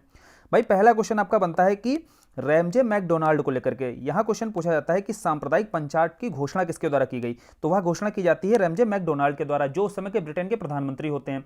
होता क्या है, कहानी समझ लेते हैं। देखो तथ्य याद करना तब कठिन होता है ना जब उसके पीछे के कारण को नहीं पता होता है। जब आप क्यों शब्द को जानते हैं कि आखिर यह तथ्य लिखा हुआ है, फैक्ट जो लिखा हुआ है, इसके पीछे रीजन क्या है, तो याद करना बेहद आसान हो जाता है। और जो सीधे सीधे एकदम पढ़े जा रहे हैं, रटे जा रहे हैं, उनके लिए कठिन हो जाएगा। अब देखो यार, यह रैमजे मैकडोनाल्ड को क्यों यह इस तरीके की जिम्मेदारी दी गई? होता यह है कि जब आपके गोलमेज सम्मेलन हो रहे होते हैं तो वहाँ कोई स्पष्ट कोई बात तो हो नहीं पाती है इस पर, दलितों को लेकर के, दलितों के मुद्दे पर। तो यह बात जिम्मेदारी दी जाएगी किसको? मैकडोनाल्ड को। रैमजे मैकडोनाल्ड को जब यह जिम्मेदारी दी जाएगी, उनसे बोला जाएगा कि भाई अब आप कोई व्यवस्था कीजिए दलितों को लेकर के, तो वह जो है सांप्रदायिक पंचायत की घोषणा करेंगे, जिसको सांप्रदायिक पुरस्कार के रूप में भी जाना जाता है। ठीक है, वह बोलेंगे कि देखो अभी तक क्या है, मुस्लिमों के लिए आपने पीछे पड़ा, वर्ष 1909 में आपके मुस्लिमों के लिए पृथक निर्वाचन की व्यवस्था कर दी गई थी, और उसी तरीके की व्यवस्था आप बोलेंगे कि दलितों के लिए होनी चाहिए। दलित को बोलेंगे कि जो हिंदू समुदाय होता है ना, हिंदुओं में जो है दलितों को अल्पसंख्यक के रूप में समझना चाहिए, क्योंकि हिंदुओं में जो दलितों के साथ बर्ताव होगा वह अल्पसंख्यकों की तरह ही होता है, उनकी स्थिति वैसी ही बनी हुई है। तो उनके राजनीतिक एक तरीके से सशक्तिकरण की मांग जैसा कि अंबेडकर करते थे, और मैकडोनाल्ड के द्वारा यही कोशिश की जाएगी कि उनके लिए भी हम पृथक निर्वाचन जैसी व्यवस्था कर देंगे, जहां पर क्या होगा, दलित ही प्रतिनिधि होगा और दलित ही आपका मतदाता होगा। इस तरीके की व्यवस्था की जाती थी किसमें? पृथक निर्वाचन में, जैसी मुस्लिम पृथक निर्वाचन में की गई थी। तो यह व्यवस्था कर दी जाएगी किसके द्वारा? रैमजे मैकडोनाल्ड के द्वारा, जिसका आगे विरोध देखने को मिलेगा गांधी जी के द्वारा। जब विरोध किया जाएगा, विरोध के बाद ही आपका पूना पैक्ट सामने आएगा। तो यह सारी कहानी है, और इस कहानी को ही देखो समझना है कि अब अल्पसंख्यक समुदायों में क्या है, मुस्लिम और सिख, इनके साथ साथ दलितों को भी शामिल कर दिया गया, और इनके लिए विधानमंडल में सीटें आरक्षित हो गई। तो हमने समझ लिया भाई सांप्रदायिक पंचायत क्या था। अब सांप्रदायिक पंचायत के बाद ही पूना समझौता आता है। पूना समझौता बेसिकली होता क्या है? देखो, गांधी जी आपने पढ़ा पीछे कि गांधी जी के द्वारा यहां पर क्या किया जाएगा, विरोध किया जाएगा। भाई विरोध क्या किया जाएगा? गांधी जी बोलेंगे कि इस तरीके की व्यवस्था अगर कर दी गई ना, तो जिस तरीके से अभी धर्म के आधार पर क्या है, फूट डालो और शासन करो की नीति चला रहे हैं, फिर जाति के आधार पर भी विभाजन देखने को मिल सकता है, तो भारत का विखंडन देखने को मिल सकता है। इस बात का ही डर था गांधी जी को, जिस कारण इन्होंने विरोध किया। और समझौते के बाद क्या तय होगा? अंबेडकर मानेंगे कैसे? मानेंगे ऐसे कि भाई अंग्रेजों ने 71 सीटें तय की थी दलितों के लिए, गांधी जी कहेंगे कि हम 71 से बढ़ाकर अब 148 सीटें कर देंगे, लेकिन पृथक निर्वाचन जैसी व्यवस्था नहीं करेंगे, है ना, संयुक्त रूप से निर्वाचन होगा। यह व्यवस्था जैसे की जाएगी, अंबेडकर बोलेंगे चलो ठीक है भाई, हमारा प्रतिनिधित्व बढ़ गया है ना, दलितों का प्रतिनिधित्व बढ़ गया है, तो हम इस बात से मान जाते हैं, हम पृथक निर्वाचन जैसी व्यवस्था को अस्वीकार करते हैं। तो इस तरीके से देखो पूना समझौता आपको देखने को मिलेगा। अब पूना समझौता से जो प्रश्न बनाया गया ना आयोग के द्वारा, वह प्रश्न बना कि भाई इस पर हस्ताक्षर किसके हुए? तो देखो, दलितों की ओर से तो अंबेडकर के हस्ताक्षर होंगे, और हिंदुओं की तरफ से जो हस्ताक्षर किए जाएंगे वह मदन मोहन मालवीय के द्वारा किए जाएंगे। हालांकि हस्ताक्षर अन्य व्यक्तियों के भी होते हैं जो गांधीवादी दल के होते हैं, लेकिन यहां पर ध्यान रखना आप, अंबेडकर और मदन मोहन मालवीय के हस्ताक्षर तो होते हैं, लेकिन ध्यान रखने वाली बात यह है कि यहां गांधी जी के द्वारा हस्ताक्षर नहीं किए जाते हैं। प्रश्न भी आपका बनाया गया है कि क्या पूना समझौता पर गांधी जी के हस्ताक्षर होते हैं? तो नहीं होते हैं, ध्यान रखना ये, ठीक है। और यहीं से गांधी जी क्या है, गांधी जी राजनीति में दलितों के उत्थान की ओर बढ़ जाएंगे। आपको पीछे ध्यान करिएगा, जब समाचार पत्र पढ़ाया गया था तो 3 मैगजीन आपको बताई गई थी, एक हरिजन, हरिजन सेवक और हरिजन बंधु। तीनों मैगजीन्स की क्या है, लैंग्वेज पूछी जाती है, किस भाषा में लिखी जाती थी। तीनों भाषाएं आपको नहीं याद है तो बताइए, कमेंट बॉक्स में बताइएगा कि तीनों की भाषाएं क्या क्या थी, है ना। अगर आपको ध्यान है, नहीं ध्यान है तो जाना समाचार पत्र वाला वीडियो देखना जाकर के, फिर कितनी आसानी से याद हो जाएंगी, और आप बताएं, फिर आप बताना कि भाई याद हो रही है कि नहीं याद हो रही है। अब यहां पर हरिजन सेवक संघ को लेकर के प्रश्न होता है, क्या होता है? हरिजन सेवक संघ की स्थापना किसके द्वारा की गई? गांधी जी के द्वारा की गई, है ना। गांधी जी यहां पर आपको बताया गया ना, दलित पुनरुत्थान की ओर मुड़ रहे थे, और इसी संदर्भ में जीडी बिड़ला को यहां पर इनका अध्यक्ष बनाया जाएगा। देखो जीडी बिड़ला के बारे में आप जानते हैं, बहुत बड़े उद्योगपति होते हैं और गांधी जी के मित्र रहते हैं, और इन्हीं को क्या है, इस संघ का अध्यक्ष बना दिया जाएगा। यहां प्रश्न पूछा गया कि भाई ऑल इंडिया जो अनटचेबिलिटी लीग थी ना, जो पहले कार्य कर रही थी, इसी का नाम बदलकर गांधी जी ने क्या रख दिया था, हरिजन सेवक संघ, क्योंकि गांधी जी ने ही यह नाम दिया था, हरिजन बोला था किसको, दलितों को। चलिए यह तो देख लिया हरिजन सेवक संघ से जो प्रश्न पूछे गए। उसके साथ साथ 2-3 जो संघ और थे जो दलितों से संबंधित थे, उनसे क्वेश्चन बनाए जाते हैं कि उनके संस्थापक कौन थे। तो एक आपका है डिप्रेस्ड क्लास लीग। देखो डिप्रेस्ड क्लास लीग और all India depressed class association, इनमें कंफ्यूज करता है आयोग। क्या करेगा, अगर डिप्रेस्ड क्लास लीग आ जाए ना, तो वहां आपको आंसर मारना है बाबू जगजीवन राम। अगर लगा हो आगे all India depressed class association, तो वहां उसका आंसर क्या हो जाएगा, एमजी रजा। दोनों क्वेश्चन पूछे गए इसलिए बताया गया। तीसरा देखो, एक संस्थान पूछा जाता है all India schedule caste federation. आगे चल करके दलितों के देखो राजनीतिक पुनरुत्थान की बात करेंगे लगातार अंबेडकर, और उसी संदर्भ में एक जो फेडरेशन कार्य करता है ऑल इंडिया शेड्यूल कास्ट। तो आज के समय में अगर एससी की बात की जाती है, शेड्यूल कास्ट की बात की जाती है, तो वहां पर किसका नाम लिया जाता है, अंबेडकर का। तो इस आधार पर याद रखना है कि all India schedule caste federation के संस्थापक कौन थे, आपके भीमराव अंबेडकर थे। तो ये देखो सारे क्वेश्चन हैं जो दलितों को लेकर जो राजनीति चल रही थी, वहां से जितने प्रश्न आपके आयोग में आए हैं वो सारे हमने समझ लिए यहां पर। अब अगला प्रश्न बनता है कांग्रेस समाजवादी पार्टी पर। देखो भाई कांग्रेस समाजवादी पार्टी पर प्रश्न क्या बनता है, यह पूछा जाता है इसके संस्थापक सदस्य और अन्य सदस्य। इसके कारण पहले समझ लो भाई, समाजवादी पार्टी की स्थापना की जरूरत क्यों पड़ गई। देखो कांग्रेस के भीतर ही आपको पता होना चाहिए कि समाजवादी विचारधारा इस समय क्या हो रही थी, तेजी से फैल रही थी, है ना। इसी का दबदबा था इस समय पर। अध्यक्ष भी आप देखेंगे कांग्रेस अधिवेशनों के जो अध्यक्ष हैं वह भी समाजवादी विचारधारा से जो प्रेरित होते हैं या प्रभावित होते हैं वही बनते हैं, है ना। तो इसी संदर्भ में समाजवादी पार्टी की स्थापना होती है। बेसिकली दूसरी एक बात और होती है कि एक पैरेलल में आपकी वामपंथी विचारधारा बहुत तेजी से आगे बढ़ रही थी, तो यह डर था कहीं कांग्रेस टूटकर जो समाजवादी जो वर्ग है ना वो वामपंथी विचारधारा में के समीप ना चला जाए और वहां पर शामिल ना हो जाए, उस दल में ना शामिल हो जाए। इस संदर्भ में ही कांग्रेस को क्या है, एक समाजवादी पार्टी की स्थापना करी। और इसी को देखते हैं हम, क्वेश्चन बनाए गए कि भाई इसके संस्थापक सदस्य कौन थे, तो आपके आचार्य नरेंद्र देव और जयप्रकाश नारायण, है ना, जेपी नारायण के बारे में हर कोई जानता है, यही क्या होते हैं आपके इसके संस्थापक सदस्य होते हैं। क्वेश्चन फिर और बनता है कि कांग्रेस समाजवादी पार्टी से निम्नलिखित में से कौन संबंधित नहीं है, तो वहां पर ऑप्शंस आपके दिए होते हैं, उसमें राम मनोहर लोहिया भी दिया होगा, मीनू मसानी, ये पूछे गए हैं। सदस्य बहुत सारे होते हैं लेकिन जो आपके एग्जाम से पूछे गए ना वो एटलीस्ट याद रखिएगा, जैसे राम मनोहर लोहिया आपको याद रखना है, मीनू मसानी याद रखना है, और जो संस्थापक सदस्य पूछेगा भाई निम्नलिखित में से कौन से संस्थापक सदस्य थे किसके, कांग्रेस समाजवादी पार्टी के, तो वहां आपको बताना भाई नरेंद्र देव और जयप्रकाश नारायण, ये दो आपके संस्थापक सदस्य थे, और राम मनोहर लोहिया मीनू मसानी क्या है, ये सदस्य थे इसके, इससे जुड़े हुए थे। ठीक है, तो यह क्वेश्चन देखो यहां से पूछे गए, वो क्लियर करा दिए गए यहाँ पर। फिर बात आई भाई प्रांतीय चुनाव और मंत्रिमंडल के गठन को लेकर क्वेश्चन। बेसिकली प्रांतीय चुनाव क्या होता है, चुनाव वगैरह कब होते हैं, चुनाव 1937 में होते हैं। इसके पीछे की भाई इस समय क्यों हो रहे हैं, क्यों पर फोकस किया आपने, तो क्यों के पीछे गए तो आपको पता चला 1935 में भारत सरकार अधिनियम आता है, और यहां से एक बात की जाती है अंग्रेजों के द्वारा, अब क्या है आप जो प्रांतों में क्या है भारतीयों को चुनाव लड़ने का अधिकार मिल जाता है, और इसी के संदर्भ में पहली बार जो चुनाव देखने को मिलेंगे वह 1937 में चुनाव देखने को मिलते हैं। और यहां जब चुनाव हो जाएगा तो क्वेश्चन आपसे यह तो आएगा नहीं भाई चुनाव कब होते हैं, यह तो चलो आप बता ही दोगे आसानी से, लेकिन प्रश्न पूछे जाते हैं तीन तरीके से कि यहां पर कांग्रेस को कहां पर पूर्ण बहुमत मिलता है। एक क्वेश्चन देखो यह बनता है, दूसरा क्वेश्चन बनता है किन प्रांतों में कांग्रेस सबसे बड़े दल के रूप में रही, दूसरा क्वेश्चन यह बनता है, तीसरा क्वेश्चन बनता है कि कितने प्रांतों में कांग्रेस ने सरकार बनाई, तीसरा क्वेश्चन यह बनता है, चौथा क्या बनता है भाई, चौथा एक और बनता है कि कहां पर कांग्रेस को बहुमत नहीं मिला। तो चार तरीके से प्रश्न पूछे जाते हैं और पूछे गए हैं, और वह चारों तरीके देखो आपको बता दिए गए किस किस तरीके से प्रश्न पूछे जाते हैं, और इन्हीं चारों को देखो हमें नोट डाउन कर लेना है, और नोट डाउन करके आपको समझा दिया जाएगा। अभी क्लियर तरीके से आपको कारण भी समझ में आ जाएगा कि क्यों भाई यहां पर सरकार बन रही है। पूर्ण बहुमत की सरकार कहां बनेगी कांग्रेस की, देखो वह 5 प्रांत आपको तैयार कर लेने हैं। एक आपका मद्रास, बिहार, मध्य प्रांत जो एमपी का क्षेत्र है और बरार का जो क्षेत्र रहता है, और उसके साथ साथ उड़ीसा और संयुक्त प्रांत ये जो यूपी का क्षेत्र है ना वर्तमान समय में। तो समझना है भाई 5 प्रांतों में क्यों बन रही है, यह वो क्षेत्र हैं सारे के सारे, ध्यान से देखो आप, जहां पर हिंदू आपका बहुसंख्यक में दिखाई देगा, और जहां हिंदू बहुसंख्यक में दिखाई देगा वहां पूर्ण बहुमत मिलेगा ही कांग्रेस को, है ना। फिर दूसरा आप समझते हैं कि सबसे बड़ा दल, देखो सबसे बड़े दल के रूप में 3 प्रांतों में सरकार बनती है, कहां कहां पर, बंबई में, असम में, आपका उत्तर पश्चिम प्रांत में, देखो जहां पर थोड़ा बैलेंस वे में है ना, जहां मुस्लिमों की थोड़ी सी संख्या ज्यादा है, तो वहां पर क्या है कांग्रेस सबसे बड़े दल के रूप में उभरेगी, क्योंकि वहां अन्य क्षेत्रीय पार्टी या लीग को भी पर्याप्त मात्रा में क्या होते हैं वोट मिलते हैं। इस आधार पर यहां पूर्ण बहुमत तो नहीं मिल पाता है, पूर्ण बहुमत का मतलब समझ रहे हो आप, 50% + 1 वोट, है ना, तो वह पूर्ण बहुमत की कैटेगरी में आ जाता है। और यह 5 प्रांत होते हैं जहां पूर्ण बहुमत मिलता है कांग्रेस को। उसके अलावा सबसे बड़े दल के रूप में कहां नजर आएगा, बंबई में नजर आएगा, असम में नजर आएगा, और उत्तर पश्चिम प्रांत में नजर आएगा। फिर तीसरा क्या क्वेश्चन होता है, तीसरा क्वेश्चन बना भाई कांग्रेस ने कितनी जगहों पर, कितने प्रांतों में क्या बनाया, सरकार बनाई अपनी, तो आपको बताना है जहां पूर्ण बहुमत रहेगी वहां तो सरकार बनाएगी, और सबसे बड़े दल के रूप में रहेगी क्या, वहां सरकार भी बनानी चाहिए थी, लेकिन ऐसा नहीं हुआ। मात्र कितने प्रांतों में, 6 प्रांतों में, 5 प्रांत तो वह थे, छठा प्रांत आपका बंबई का था। केवल इन 6 प्रांतों में क्या किया था कांग्रेस ने, अपनी सरकार बनाई थी, अपने मंत्रिमंडल का गठन किया था। ठीक है, तो यह याद रखना है, यह देखो क्वेश्चन इसलिए बनाया गया यहां पर क्योंकि आप कंफ्यूज हो सकते हो यहां पर। फिर बात आएगी कि कांग्रेस को बहुमत कहां पर नहीं मिला, देखो ध्यान से देखो 3 प्रांत कौन से हैं वो, एक तो आपका बंगाल का क्षेत्र, एक सिंध का क्षेत्र, तीसरा पंजाब का क्षेत्र। जहां मुस्लिम बहुसंख्यक में दिखाई देगा वहीं क्या होगा, वहीं कांग्रेस को बहुमत नहीं मिलेगा, और जब कांग्रेस बहुमत नहीं होगी छोटा दल होगा तो वहां उसकी सरकार भी नहीं बनेगी। तो बेसिकली देखो यहां पर तो आपका लीग की सरकार बनेगी, लेकिन बंगाल में भी देखो लीग की सरकार तो बनती है, लेकिन यहां थोड़ा जानकारी के लिए बता दिया जाए, बंगाल में लीग और कृषक प्रजा पार्टी, वहीं की क्षेत्रीय पार्टी होती है कृषक प्रजा पार्टी, इन दोनों के गठबंधन से सरकार बनती है। तो लीग यहां पर सरकार तो बनाएगी लेकिन गठबंधन से सरकार बनाएगी, और गठबंधन किसका, कृषक प्रजा पार्टी का। तो कृषक प्रजा पार्टी क्यों बताया जा रहा है, क्योंकि इसी से जुड़ी यह किसकी पार्टी थी, फजलुल हक की पार्टी थी, है ना।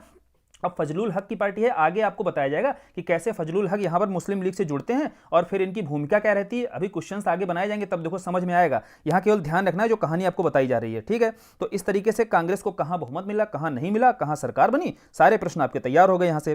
फिर मुक्ति दिवस के रूप में बात की जाती है, होता क्या है इसके पीछे कहानी समझो।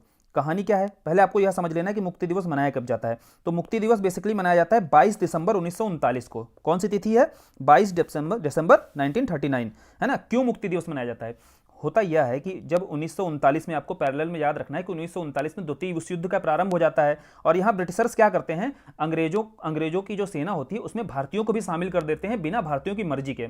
उस समय सरकार में होती है आपकी कांग्रेस और इससे मर्जी नहीं ली जाती है ना, तो इस आधार पर नाराज होकर के क्या किया जाएगा, कांग्रेस के द्वारा क्या किया जाएगा, मंत्रिमंडल से इस्तीफा दे दिया जाएगा।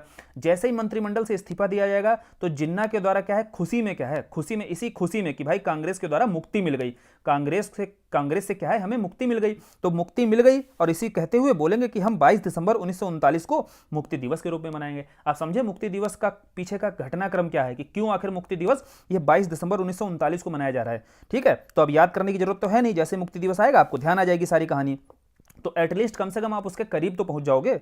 अब संयुक्त प्रांत का चुनाव देखो, यहां से प्रश्न क्यों आते हैं और केवल आरओ में नहीं आते हैं, पीसीएस में भी आते हैं। तो याद रखना आप, यह जो आप पढ़ रहे हो ना चीजें केवल आरओ में काम आने वाली नहीं है, आपके पीसीएस प्रीलिम्स में भी काम आएंगी और आरओ के मेंस में भी काम आएंगी, तो बिल्कुल हल्के में नहीं लेना है। और यही सबसे फैक्ट्स देखो पूछे भी जाते हैं, जो आरओ में जहां से पूछे जाएंगे वहीं यूपी पीसीएस में भी चीजें ज्यादातर उठाई जाती हैं। अब संयुक्त प्रांत में चुनाव होता है, देखो 5 प्रांतों में जहां पूर्ण बहुमत मिलता है कांग्रेस को, एक प्रांत आपका संयुक्त प्रांत भी होता है। अब संयुक्त प्रांत से क्वेश्चन क्या बनते हैं, क्वेश्चन देखो यहां बनता है, एक तो सीटें यहां पर पता होनी चाहिए कि 228 सीटों पर यहां चुनाव होता है, 134 सीटें किसको मिलती हैं, कांग्रेस को मिलती हैं। तो क्वेश्चन बनते हैं यहां से कि यहां जो प्रधानमंत्री बनाया जाता है, यानी कि आज के समय में जिसको मुख्यमंत्री के रूप में समझते हैं ना विधानमंडल में, वैसे ही प्रधानमंत्री किसे बनाया जाता है, गोविंद वल्लभ पंत को। और जो कानून मंत्री पर प्रश्न आया कि भाई कानून मंत्री किसे बनाया गया, कैलाशनाथ काटजू को। और वित्त मंत्री आपके रफी अहमद किदवई बने।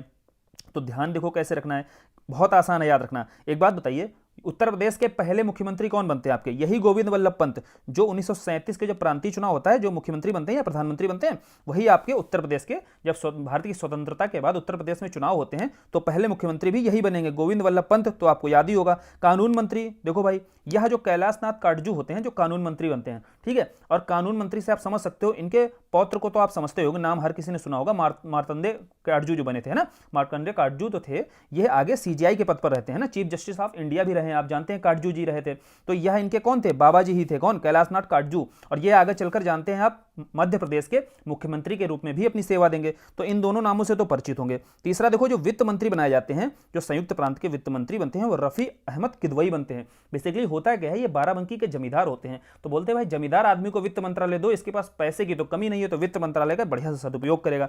एक मतलब याद करने के लिए आपको बता रहा हूं। तो वित्त मंत्री कौन बनाए जाएंगे, रफी अहमद किदवई जी बनाए जाएंगे। तो तीनों देखो प्रश्न आपके बनाए गए हैं संयुक्त प्रांत के चुनाव को लेकर के, वो सारे देखो तैयार करा दिए गए आपको।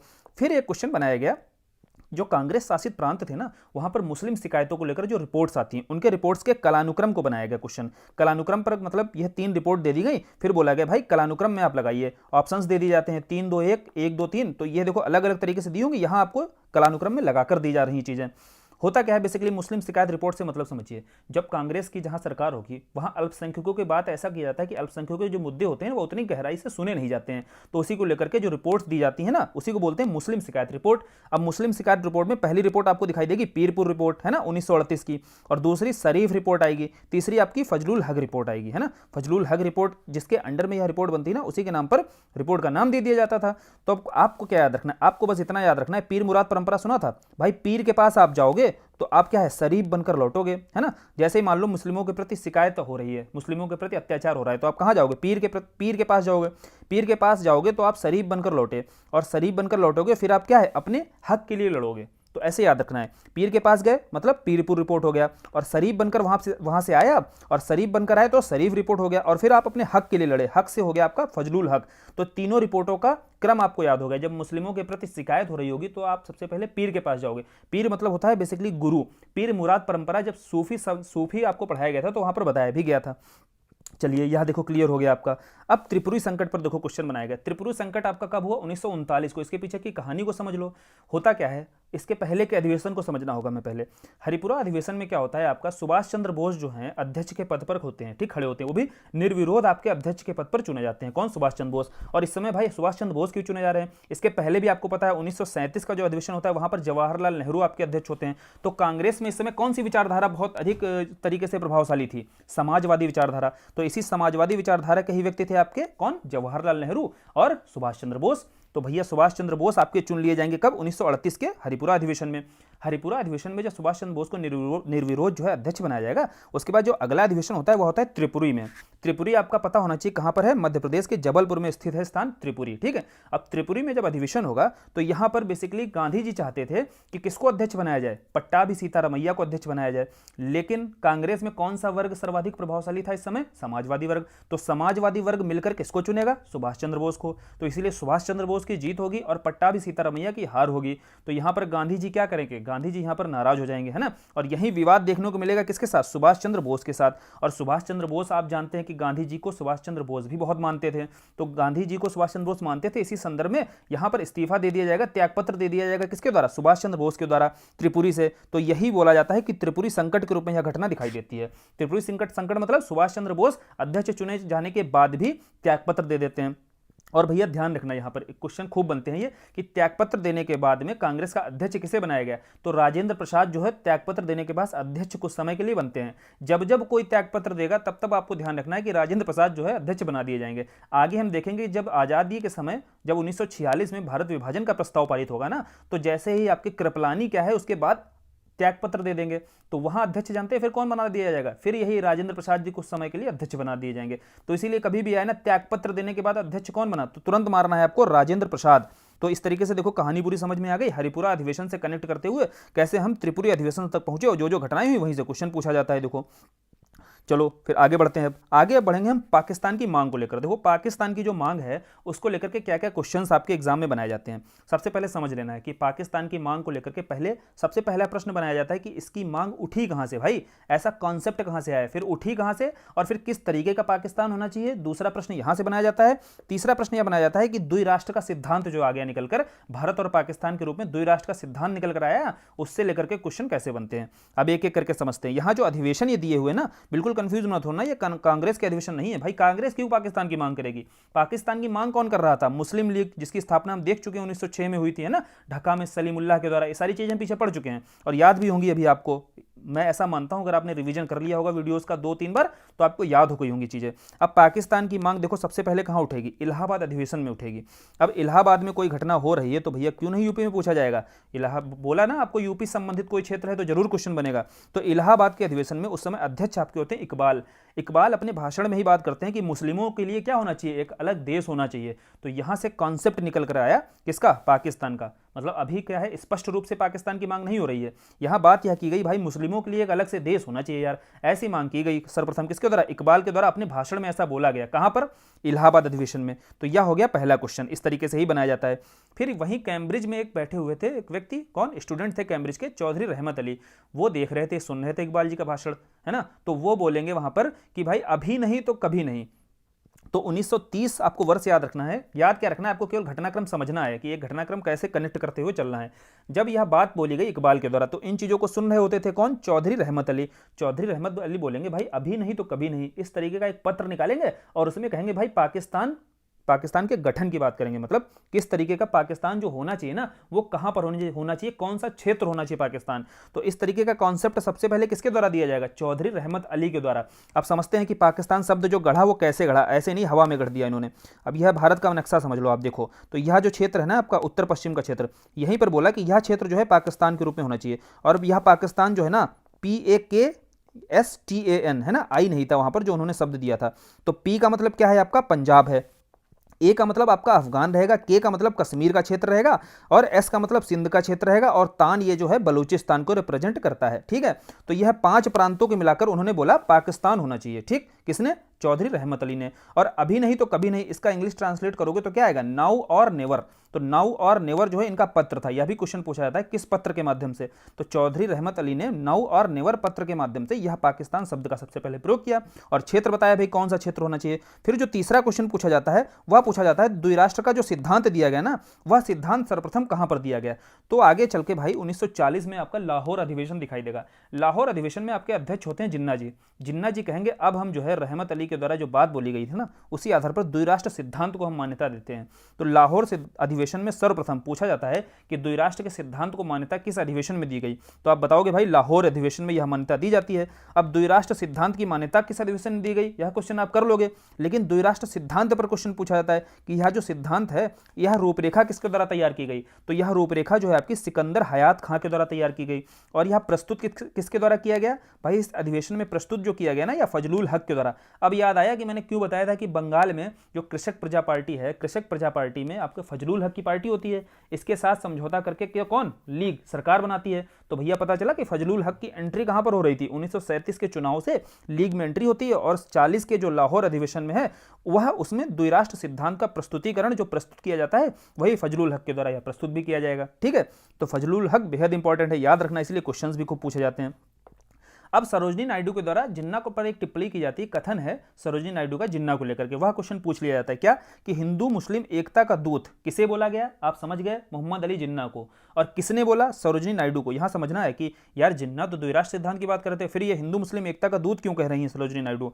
तो कारण यहां था कि जब 1919 के जिन्ना को आप समझिए, यहां पर उस समय यह टिप्पणी की गई थी सरोजिनी नायडू के द्वारा। उस समय जिन्ना जो है हिंदू मुस्लिम एकता की बात करते थे, वह बोलते थे कि मुस्लिमों को क्या है भारत के साथ, मतलब हिंदू और मुस्लिमों को एक साथ रहकर क्या है भारत जैसे राष्ट्र का निर्माण होना चाहिए। तो इसीलिए सरोजिनी नायडू ने वहां पर जिन्ना को बोला था, हिंदू मुस्लिम एकता का दूत बोला था, है ना। आप समझे अब यहां पर। अब अगस्त प्रस्ताव समझते हैं भाई। अगस्त प्रस्ताव को समझना है तो पहले इसके पीछे के बैकग्राउंड को समझो। क्या है आपका 1939 में देखो हम समझ चुके हैं कि सेकंड वर्ल्ड वार प्रारंभ हो चुका था। अब अंग्रेजों पर लगातार दबाव था कि उपनिवेशों की जो सेना है उसको भी शामिल करना है ना। शामिल करोगे तभी जाकर क्या होगा, हमें जीत मिल सकती है ना। औपनिवेशिक एक तरीके से ताकतों को इस्तेमाल करना बहुत जरूरी है। इसी संदर्भ में हमारे यहाँ पर मौजूद होते हैं उस समय वायसराय कौन, लिलिथगो। तो लॉर्ड लिलिथगो जो है आपके उस समय वायसराय रहते हैं।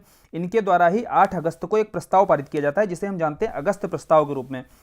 तो भाई अगस्त प्रस्ताव जब लाया जाएगा ना, लेकिन यहां वही बात दोहरा देंगे, लिलिथगो जो है बोल देंगे कि हम डोमिनियन स्टेट का दर्जा देंगे। किसको, जैसे ही युद्ध खत्म होगा उसके बाद हम डोमिनियन स्टेट का दर्जा देंगे। क्या भाई डोमिनियन स्टेट की दर्जा देने की बात को माना जाएगा राष्ट्रवादियों के द्वारा या आंदोलनकारियों के द्वारा? बिल्कुल नहीं माना जाएगा, क्योंकि इस तरीके की बातें तो आगे भी हो चुकी थी, है ना। पीछे बोला ही जा चुका था कि अब हमें डोमिनियन स्टेट नहीं चाहिए। 1928 का आपको नेहरू रिपोर्ट अगर नहीं याद है तो ध्यान से पढ़ो जाकर के, वहां डोमिनियन स्टेट की बात की गई। तो वहां नेहरू जी के द्वारा तुरंत इंडिपेंडेंस फॉर इंडिया लीग की स्थापना हुई थी, जहां पूर्ण स्वतंत्रता की बात की गई थी, है ना। पूर्ण स्वराज की आगे लाहौर अधिवेशन में भी चर्चा देखने को मिलती है। तो कैसे हम भाई अगस्त प्रस्ताव को मान लेंगे? तो अगस्त प्रस्ताव को बुरी तरीके से खारिज किया जाएगा और अगस्त प्रस्ताव के विरोध में ही गांधी जी यहां शुरू कर देंगे क्या, व्यक्तिगत सत्याग्रह। और यही व्यक्तिगत सत्याग्रह आपको देखो 17 अक्टूबर 1940 को देखने को मिलेगा। तो क्रम भी देखो याद हो रहा होगा, जब अगस्त प्रस्ताव का विरोध किया जाएगा तो विरोध के क्रम में ही आपका व्यक्तिगत सत्याग्रह चालू होगा, है ना। 2 महीने बाद ही यह घटना देखने को मिलेगी व्यक्तिगत सत्याग्रह के रूप में। यहां पहले सत्याग्रही और दूसरे सत्याग्रही को लेकर क्वेश्चन बनाए गए कि जो पहले सत्याग्रही बने वह आपके विनोबा भावे बने, ठीक, और जो दूसरे सत्याग्रही थे वो जवाहरलाल नेहरू बने। यह आपको याद कर लेना है, ठीक है। एक क्वेश्चन और बनता है कि सर्वोदय को लेकर के, देखो कंफ्यूज हो सकते हो कि सर्वोदय समाज और सर्वोदय, इनमें कंफ्यूजन हो सकता है कि सर्वोदय शब्द का प्रयोग सर्वप्रथम किसके द्वारा किया गया, गांधी जी के द्वारा किया गया। सर्वोदय मतलब सभी का उदय होना चाहिए, अंतिम व्यक्ति के उदय तक की बात करते थे। और वहीं जो सर्वोदय समाज है, सर्वोदय समाज की स्थापना किसके द्वारा की गई, विनोबा भावे के द्वारा की गई, है ना। तो यह समझिए आप, गांधी जी के आदर्शों से प्रभावित होकर ही इस तरीके के समाज की जो स्थापना की गई थी उसी को बोलते हैं सर्वोदय समाज। तो बिल्कुल अब एग्जाम में कंफ्यूज नहीं होना है, जब सर्वोदय शब्द का प्रयोग आए तो गांधी जी मारना है, सर्वोदय समाज की स्थापना पर बात आए तो विनोबा भावे मारना है। आगे बढ़ते हैं। अब आगे बढ़ेंगे जब हम क्रिप्स मिशन समझेंगे भाई। जब हम अगस्त प्रस्ताव देख लिए, व्यक्तिगत सत्याग्रह देख लिए, अब अंग्रेजों पर अलग दबाव, अतिरिक्त दबाव बन रहा था कि भाई उपनिवेशों के लिए कुछ तो करना ही होगा। अब उपनिवेशों के लिए थोड़ा और बढ़ाकर प्रावधान किए जाएंगे, तो उसी बढ़ाने के संदर्भ में कुछ प्रावधान के नजरिए एक आपका क्रिप्स मिशन नजर आएगा। यह स्टेफर्ड क्रिप्स वही है जो आगे अभी आपको कैबिनेट मिशन के सदस्य के रूप में भी दिखाई देंगे, है ना। जब कैबिनेट भारत आएगा, कैबिनेट मिशन भारत आएगा ना, उसके सदस्य एक क्रिप्स भी, स्टेफर्ड क्रिप्स भी दिखाई देंगे। लेकिन स्टेफर्ड क्रिप्स आप समझिए पहले ही आ चुके थे भारत क्रिप्स मिशन के रूप में। यह 1942 की बात होती है जब क्रिप्स जो है भारत आते हैं और यहां भारत को लगातार फिर वही बात दोहराएंगे, बोलेंगे भाई हम आपको डोमिनियन स्टेट का दर्जा देंगे जैसे ही विश्व युद्ध समाप्त होगा। तो देखो यहीं पर क्या है, ना तो कांग्रेस इसको स्वीकार करेगा ना इसको लीग स्वीकार करेगा। तो बात तो यहीं खत्म हो गई, लेकिन कुछ चीजें और जान जाते हैं इसके बारे में। क्या, यहां एक नई चीज देखने को मिलेगी। यहां बोलेंगे कि हम भारतीयों को क्या है, अपना संविधान निर्माण करने का अधिकार दिया जाएगा।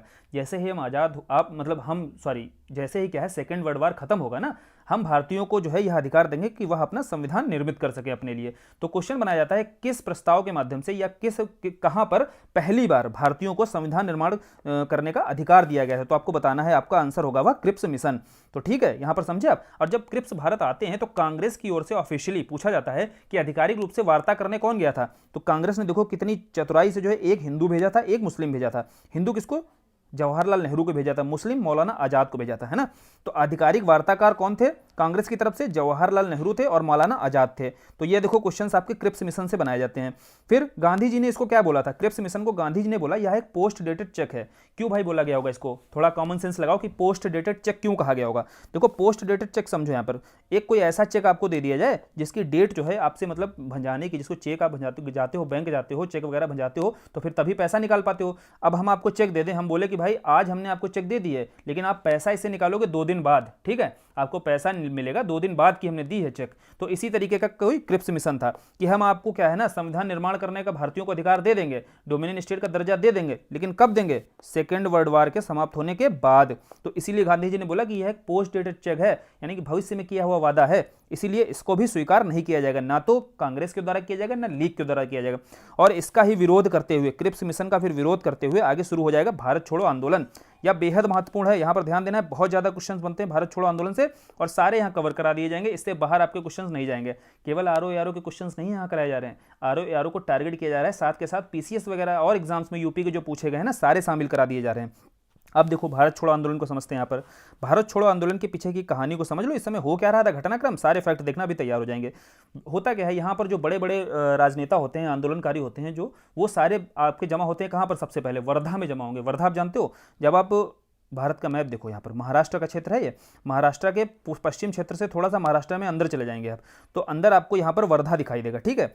अब यही वर्धा पर क्या है, कांग्रेस की कमेटी के कुछ सदस्य जमा होते हैं। वर्धा में कुछ सदस्य जमा होंगे और वह प्रस्ताव इस तरीके का लाएंगे कि भारत छोड़ो का प्रस्ताव कैसे होना चाहिए एक, ताकि हम अंग्रेजों के विरुद्ध क्या हो सकें, एक संगठित रूप से एक आंदोलन शुरू कर सकें। जैसे हमने पीछे असहयोग और आपका कौन सा सविनय अवज्ञा शुरू किया ना, इसी तरीके एक आंदोलन होना चाहिए और यह अंतिम आंदोलन होना चाहिए। इसके बाद क्या है, भारत अंग्रेजों को एक तरीके से इसके बाद भारतीयों को स्वतंत्रता ही मिले, इस तरीके के प्रस्ताव पर क्या होगी, मंजूरी मिलेगी। भाई कांग्रेस की कमेटी की जो बैठक होगी वहां पर इस तरीके का प्रस्ताव पहले पारित किया जाएगा। अब इस प्रस्ताव की पूरी रूपरेखा तैयार की जाएगी गांधी जी के द्वारा। समझना आप, यहाँ पर पूरी गांधी जी के द्वारा यह प्रस्ताव की रूपरेखा तैयार कर ली जाएगी और जिसमें मदद उनकी की जाएगी अबुल कलाम आज़ाद और जवाहरलाल नेहरू के द्वारा उनकी मदद भी की जाएगी कि भाई पूरी रूपरेखा किस तरीके से, रूपरेखा बेसिकली यह होता है कि किस प्रकार की गतिविधियां की जाएंगी, है ना, किस तरीके से हम अंग्रेजों की औपनिवेशिक नीतियों का विरोध करेंगे, क्या हिंसा का तत्व उसमें शामिल होगा कि नहीं शामिल होगा, अहिंसा के मार्ग पर भी चलेंगे, ये सारी चीजें होती हैं उसकी रूपरेखा में जो तैयारी की जाती है और गांधी जी के द्वारा इस बार रूपरेखा तैयार की जाती है। अब उसी संदर्भ में 8 अगस्त 1942 की तिथि आपको याद रखनी, क्योंकि ये सारी तिथियां भी इंपॉर्टेंट हो जाती हैं। 8 अगस्त 1942 को होता क्या है, बंबई में, देखो यह हमने पीछे मैप में देखा था, वर्धा में पहले एक समिति की बैठक होगी, फिर पश्चिमी तट पर ही स्थित है आपका क्षेत्र बॉम्बे में ही ग्वालियर टैंक पर क्या होता है, बड़े बड़े राजनेता सब आके शामिल होते हैं ना, सब जमा होंगे और वहां यह चर्चा की जाएगी, जो भारत छोड़ो आंदोलन का प्रस्ताव है ना उसे पारित करवा लिया जाएगा। साथ ही साथ गांधी जी यहां से एक भाषण देंगे, बोलेंगे हो सकता है हमारी गिरफ्तारी जल्द ही, कल सुबह उठते ही हमारी गिरफ्तारी हो जाए, लेकिन आपको आंदोलन को किस रूप में, भारत छोड़ो आंदोलन को आगे ले जाना है, वो पूरी रूपरेखा मैं आपको बता दे रहा हूं, इस तरीके से चलना है ना। और देखो जैसा गांधी जी की चिंता थी ना, उसी तरीके का कदम भी उठाया जाता है। आप जानते हैं कि आगे ऑपरेशन जीरो आवर देखने को मिलेगा, जहां रातों रात क्या किया जाएगा, सारे बड़े बड़े आंदोलनकारियों की गिरफ्तारी कर दी जाएगी और उसी आधार पर देखो इस आंदोलन को क्या है, स्वतः स्फूर्त आंदोलन भी बोला जाता है। अब समझना है यहाँ पर, जब 8 अगस्त 1942 को गांधी जी के द्वारा इस तरीके की घोषणा की जाएगी और साथ ही करो या मरो का नारा दिया जाएगा, मतलब या तो हमें क्या करना है, या तो हमें देश को आजाद करा देना है और नहीं तो आजादी में अपने प्राणों को न्यौछावर कर देना है, वही है करो या मरो का नारा दिया जाएगा गांधी जी के द्वारा यहाँ पर। कहां पर, बंबई के ग्वालियर टैंक पर खड़े होकर। और इस आधार पर देखो क्वेश्चन आपका जो बनाया गया, इस प्रस्ताव पर क्वेश्चन बनता है कि यह तैयार किसके द्वारा किया गया, पीछे बनाया गया महात्मा गांधी के द्वारा, और यह प्रस्तुत किसके द्वारा किया गया, तो जवाहरलाल नेहरू के द्वारा प्रस्तुत किया गया। इसमें मदद जो है आजाद और नेहरू की गई। कहीं कहीं पर बोला जाता है कि यह रूपरेखा मौलाना आजाद के द्वारा तैयार की गई थी। तो आपको याद रखना है, आपको गांधी जी तैयार रखना है और गांधी जी ऑप्शन में नहीं दिया हो तो फिर मौलाना आजाद आपको मार के आना है, ठीक है। तो अब देखो 9 अगस्त को क्या होता है, जब 8 अगस्त को इस तरीके की घोषणा हो जाएगी और ऑपरेशन जीरो आवर, देखो यहाँ दिया हुआ है, ऑपरेशन जीरो आवर के तहत रातों रात क्या हो जाएगा, गिरफ्तारी हो जाएगी। जीरो मतलब आप समझ रहे हो, घड़ी में जब 12 बजते हैं तो जीरो बजता है कि नहीं, तो इसी आधार पर इसका नाम दिया गया ऑपरेशन का, ऑपरेशन जीरो आवर। तो यहाँ बड़े बड़े नेताओं की गिरफ्तारी हो जाएगी, लेकिन 9 अगस्त को जैसा तथाकथित गांधी के द्वारा जैसा बोला गया था उसी आधार पर भारत छोड़ो आंदोलन का प्रारंभ हो जाएगा, है ना। कुछ जो आंदोलनकारी थे जिनकी गिरफ्तारी नहीं हुई थी वो भूमिगत रूप से आगे जो है आपको देखने को मिलेगा कैसे आंदोलन को आगे ले जाते हैं। अब जब गिरफ्तारी हो गई तो एक क्वेश्चन बनता है आपका, गिरफ्तार जो नेता थे उन्हें कहां पर रखा गया, किस जेल में रखा गया। यह मिलान को आ जाता है या पूछ देता है गांधी जी को कहां पर रखा गया था, गिरफ्तार भारत छोड़ो आंदोलन में गिरफ्तारी के पश्चात गांधी जी को कहां रखा गया था, या सरोजिनी नायडू को कहां रखा गया था, या गांधी जी के साथ किसको रखा गया था। तो ये महत्वपूर्ण नाम जो दिए हुए हैं और उनकी जेल आगे स्थान दिया हुआ है, कहां रखा गया, इन्हीं से बाहर आपका नहीं जाता है, यही घुमा फिराकर इनसे क्वेश्चन बनते हैं। जैसे गांधी जी और सरोजिनी नायडू, इनको कहां रखा गया था, इन्हें आगा खां पैलेस में रखा गया था, पूना में, है ना। पूना में जो आगा खां पैलेस है, जो जेल है, उसे जेल बनाया गया था और वहीं पर रखा गया था किसको, गांधी जी को, और साथ में सरोजिनी नायडू को रखा गया था। और नेहरू, मौलाना आजाद और गोविंद बल्लभ, नेहरू जी, गोविंद बल्लभ जी को और आजाद को, मौलाना आजाद को कहां रखा गया था, अहमदनगर में रखा गया था। राजेंद्र प्रसाद को कहां रखा गया भाई, राजेंद्र प्रसाद जी जो हैं उस समय महाराष्ट्र में नहीं स्थित थे, कहां पर मौजूद थे, पटना में ही मौजूद थे, है ना। लेकिन यह भारत छोड़ो आंदोलन के सक्रिय सदस्य थे, तो राजेंद्र प्रसाद की भी गिरफ्तारी की जाएगी। इनको गिरफ्तार करके बांकीपुर जेल आपका पटना में ही स्थित है, वहीं पर डाल दिया जाता है, ठीक है। तो यह जो है बड़े बड़े नेता थे जिनको गिरफ्तार करके कहां रखा गया, इनको लेकर क्वेश्चन बनाया जाता है। अब एक क्वेश्चन बनता है, जब भारत छोड़ो आंदोलन चल रहा था तो भारत छोड़ो आंदोलन जब प्रस्ताव पारित होता है उस समय आपके वायसराय कौन होते हैं। तो वायसराय आपको पता ही है कि लॉर्ड लिनथगो ही आपके वायसराय रहते हैं। इसके बाद आपके जो है लॉर्ड वेवल आएंगे, लेकिन वेवल से क्वेश्चन यहां पर भी बनता है। वेवल जो है जब आपका क्विट इंडिया मूवमेंट चल रहा होता है तो क्विट इंडिया मूवमेंट के समय भारत के प्रधान सेनापति रहे होते हैं, ठीक है। भारत के प्रधान सेनापति अगर पूछे तो आप बताओगे कौन, वेवल। और भारत के वायसराय कौन थे उस समय, लॉर्ड लिनथगो थे, ठीक। तो यह देखो दोनों क्वेश्चन आपके पूछे जाते हैं, एक साथ बता दिया गया। और एक क्वेश्चन और आता है कि क्विट इंडिया मूवमेंट जब आया तो उस समय कांग्रेस के अध्यक्ष कौन थे। आपको देखो पीछे क्लियर किया गया है, 1940 के समय से जब कांग्रेस के अध्यक्ष के पद पर मौलाना अबुल कलाम आजाद जी बैठते हैं ना, तो अबुल कलाम आजाद जी के बाद से देखो व्यक्तिगत सत्याग्रह चालू हो जाएगा, फिर आपका देखो भारत छोड़ो आंदोलन शुरू हो जाएगा। इस संदर्भ में क्या है, कांग्रेस के जो रेगुलर अधिवेशन हो रहे होते हैं ना वो हो नहीं पाते हैं, तो 40 से जो अध्यक्ष बने होते हैं आपके आजाद जी, वो आगे 6 वर्षों तक जो है अध्यक्ष के पद पर बने रहते हैं। तो इसीलिए क्वेश्चन आता है कि मौलाना अबुल कलाम आजाद कितने वर्षों तक अध्यक्ष रहे, तो आगे के 6 वर्षों तक यह अध्यक्ष के पद पर रहेंगे, है ना। और क्विट इंडिया मूवमेंट के समय भी अध्यक्ष कौन थे, यही होंगे। क्रिप्स मिशन आएगा तो अध्यक्ष कौन होंगे, यही होंगे। आपके पीछे जितनी घटनाक्रम आपने 40 से 45 के बीच देखेंगे ना, सब जगह पर अध्यक्ष यही रहेंगे, तो यह एकदम क्लियर कर लेना है। फिर देखो बताया गया था कि गिरफ्तारी होने के बाद भी कुछ व्यक्ति होते हैं जिनकी गिरफ्तारी नहीं होती है, वह भूमिगत तरीके से गुप्त रेडियो का प्रयोग करते हुए क्या है, आंदोलन को आगे ले जाएंगे। तो उसी में आपकी उषा मेहता होती हैं, राम मनोहर लोहिया होते हैं, है ना, और जयप्रकाश नारायण भी दिखाई देंगे यहाँ पर। तो ये सब उषा मेहता, राम मनोहर लोहिया, ये क्वेश्चंस यहाँ से बनते हैं। इन्होंने क्या किया था, गुप्त रेडियो प्रसारण के माध्यम से क्या है, आंदोलन को आगे ले गए थे, है ना। तो अब देखो एक क्वेश्चन देखो लुई फिशर को लेकर बनता है। एक ध्यान करो, एक और अमेरिकी पत्रकार को लेकर के क्वेश्चन आपको कराया था, वेब मिलर को लेकर कराया गया था क्वेश्चन। वेब मिलर कहां पर होते हैं आपके, ध्यान करो आप, वेब मिलर कहां पर थे, धर्षणा में जो घटनाक्रम हो रहा था उसका आंखों देखा वर्णन किसके द्वारा किया गया था, वेब मिलर के द्वारा किया गया था। उसी के तरीके से जब भारत छोड़ो आंदोलन के समय गांधी जी के साथ कौन थे, आपके लुई फिशर मौजूद थे। यह अमेरिकी पत्रकार होते हैं या गांधी जी के साथ मौजूद होते हैं, ठीक है। गांधी जी के जीवनीकार भी यही होते हैं, कौन, लुई फिशर। तो लुई फिशर के द्वारा ही क्विट इंडिया मूवमेंट का पूरा वर्णन किया जाता है, ठीक। तो चलो यह क्लियर हो गया आपको। अब क्विट इंडिया मूवमेंट का विरोध देखो राष्ट्रीय स्तर पर तो हो ही रहा था, कुछ जगहों पर समानांतर सरकारों के गठन के माध्यम से भी यह विरोध दर्शाया जा रहा था कि हम क्या है, राजनीतिक तुम्हारी सुप्रीमेसी को हम स्वीकार नहीं करते हैं। कैसे भाई, समानांतर, हम आपके समानांतर अगर हम अपनी सरकार चलाएंगे इसका मतलब क्या है, हम आपके दिए गए निर्णयों को हम मानेंगे ही नहीं, हम अपनी सरकार के दिए गए निर्णयों को मानेंगे। तो इसी आधार पर समानांतर सरकारों से प्रश्न पूछा जाता है। और घटनाक्रम क्या हुआ उससे संबंधित देखो क्वेश्चंस आते हैं। एक तो आपका देखो उत्तर प्रदेश में ही स्थित थी बलिया, बलिया में जो समानांतर सरकार बनती है वह किसके नेतृत्व में बनती है, यह क्वेश्चन आता है। तो चित्तू पांडे जो है वहां पर लीडरशिप कर रहे होते किसकी, समानांतर सरकार की, और कहां स्थित होती है, बलिया में स्थित होती है। दूसरा क्वेश्चन देखो, 3 प्रमुख ही समानांतर सरकारें जो हैं जहां से प्रश्न बनते हैं, और चौथी भी आपको इसलिए ध्यान रखनी है क्योंकि न्यूनतम समय के लिए यहां भी समानांतर सरकार का गठन होता है। तो दूसरी आपकी मिदनापुर है बंगाल में, यहां क्या है, जाति सरकार की स्थापना होती है, ठीक है, यह क्वेश्चन बना। तीसरी देखो सतारा है, सतारा में जो महाराष्ट्र में स्थित था, सतारा जिसको हमने महाराष्ट्र का जब हमने पढ़ा था, है ना, शिवाजी के आगे जब हमने साहू जी के बारे में पढ़ा था तो सतारा क्षेत्र के बारे में पढ़ा था। तो इसी सतारा में आपका क्या है, समानांतर सरकार का गठन होता है, और यह सबसे लंबे समय तक चलने वाली सरकार होती है, और यह प्रति सरकार के नाम से क्या होता है, अपनी सरकार चलाते हैं, ठीक है। तो सतारा हमने देखा, तो हम यह जाने कि यहाँ सबसे लंबे समय तक। फिर तलचर इसी के पैरेलल में साथ साथ पढ़ लेना है। कैसे, जहां सबसे लंबे समय तक सरकार बनी, समानांतर सरकार चली, वह थी सतारा। और सबसे कम समय तक जो समानांतर सरकार चलेगी वह होगी तलचर, उड़ीसा में स्थित है। तो यह 4 क्षेत्र हैं जहां से क्वेश्चंस बनाए जाते हैं समानांतर सरकार को लेकर। फिर आगे बढ़ते हैं, कैबिनेट मिशन भारत आता है भाई। अब देखो, हमने भारत छोड़ो आंदोलन पढ़ लिया, अब 1945 का दौर होता है जहां पर क्या होता है, सेकेंड वर्ल्ड वार खत्म हो चुका होता है, ठीक।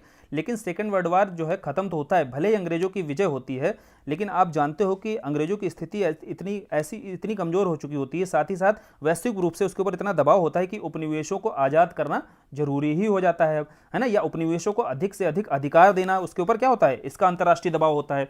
तो इसी दबाव के चलते वहां पर जो कैबिनेट के 3 सदस्य होते हैं ब्रिटिशर्स में, ब्रिटेन में, तो ब्रिटेन की कैबिनेट से 3 सदस्य आते हैं, तो इसीलिए उसको कैबिनेट मिशन बोला जाता है। 1946 में आपका कैबिनेट मिशन भेजा जाएगा। आप समझे आप कैबिनेट मिशन कब आ रहा है, तो कारण समझे आप कब आएगा, तो ब्रिटेन की ही कैबिनेट के 3 सदस्य होते हैं, उन्हें भारत भेजा जाएगा, है ना। 3 सदस्यीय मंत्रिमंडल जो शिष्टमंडल होता है वह भारत आएगा। उसमें जो अध्यक्ष होते हैं वो पैंथिक लॉरेंस होते हैं, और स्टेफर्ड क्रिप्स और अलेक्जेंडर 2 अन्य सदस्य होते हैं। यह क्रिप्स वही हैं जो क्रिप्स मिशन में पीछे आए हुए थे, और अलेक्जेंडर आपके तीसरे होते हैं, ठीक है।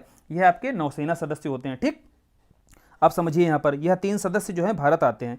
और कैबिनेट मिशन को आप इतना जानते हो कि इसको स्वीकृति मिल जाएगी कांग्रेस की भी, इसको स्वीकृति मिल जाएगी लीग की भी, ठीक। इन दोनों के द्वारा स्वीकृत कर दिया जाएगा। तो भाई ऐसे कैसे स्वीकृत कर दिया जाएगा, कुछ तो इसके प्रोविजंस रहे होंगे जिस कारण से इसको स्वीकृति मिलती है। तो देखो, सबसे पहली बात तो यह भारत को तोड़ने की बात नहीं करेगा, एक संघीय सरकार की बात करेगा, संघीय सरकार के गठन की बात करेगा, जिसकी मांग लगातार कांग्रेस के द्वारा हो रही थी। तो यहां बात हो गई कि कांग्रेस के द्वारा स्वीकार कर लिया जाएगा। साथ ही साथ पाकिस्तान की मांग को अस्वीकृत कर देगा, जैसा कि कांग्रेस भी चाहती थी। लेकिन भाई पाकिस्तान की मांग अस्वीकृत हो गई तो लीग ने क्यों स्वीकार कर लिया, आप बताइए। सोच पा रहे हैं, लीग ने इसलिए स्वीकार कर लिया क्योंकि इन्होंने 3 तरीके के प्रावधान किए थे। आप जानते हो 2 उसमें प्रमुख प्रावधान थे। एक तो जहां पर मुस्लिम बहुसंख्यक में है उसको मुस्लिम बाहुल्य राष्ट्र के रूप में घोषित किया, और जहां बहुसंख्यक में हिंदू है उसको हिंदू बहुसंख्यक राष्ट्र में घोषित किया। बेसिकली सांप्रदायिक आधार पर भले ही विभाजन किया हो, लेकिन कुल मिलाकर यहां से विभाजन तो रुक गया। भले ही उन्होंने हिंदू बहुसंख्यक राष्ट्र या मुस्लिम राज्य, हिंदू बहुसंख्यक राज्य और मुस्लिम बहुसंख्यक राज्य के रूप में विभाजन को रोकने के प्रयास किया हो, उस संदर्भ में मुस्लिम लीग ने देखो स्वीकार भी कर लिया, भले ही बेमन स्वीकार किया। तो कैबिनेट मिशन की इस तरीके से सफलता के रूप में इसको देखा जाता है, और यहां से देखो क्वेश्चन भी बनते हैं इस कारण से। अब जब कैबिनेट मिशन की बात मान ली जाएगी तो कांग्रेस और मुस्लिम लीग दोनों चुनाव में उतरेंगे, और दोनों देखो दोबारा चुनाव में उतर रहे हैं। एक बार हमने प्रांतीय चुनाव देख लिए, अब चुनाव में जैसे ही उतरेंगे तो यहाँ पर कुछ कैबिनेट मिशन में प्रोविजन किए गए थे। क्या प्रोविजन थे, यहाँ समझ लेना है। पहले यह बोला गया था कि प्रत्येक 10 लाख पर क्या होगा, आपका एक रिप्रेजेंटेटिव होगा, है ना, एक प्रतिनिधि जो होगा प्रत्येक 10 लाख पर होगा। दूसरा, मतदाता जो होंगे ना, आपके वोटर्स जो होंगे वो केवल 3 वर्गों में विभाजित होंगे। एक सामान्य वोटर्स होंगे, एक मुस्लिम वोटर्स होंगे, एक सिख होंगे, और सिख भी बेसिकली पंजाब के लिए केवल रखे गए थे, ठीक। तो आप समझना, यहाँ पर 10 लाख पर एक प्रतिनिधि होगा आपका, और मतदाता के केवल 3 वर्ग होंगे। 3 वर्गों पर क्वेश्चन बनता है कि निम्नलिखित में से वोटर्स में कौन सा वर्ग शामिल नहीं था। तो यहां देखो, सामान्य, मुस्लिम, सिख 3 वर्ग थे, इसके अलावा कोई वर्ग आए, बौद्ध आ रहा है तो आपको नहीं बताना है, कैंसिल कर देना है, वहां पर काट देना है, ठीक है। यही 3 वर्ग थे, याद रखना है। अब इसी आधार पर चुनाव होगा भाई। तो महीना इसलिए बताया जा रहा है कि महीना याद रखोगे तो घटनाक्रम याद रहेगा।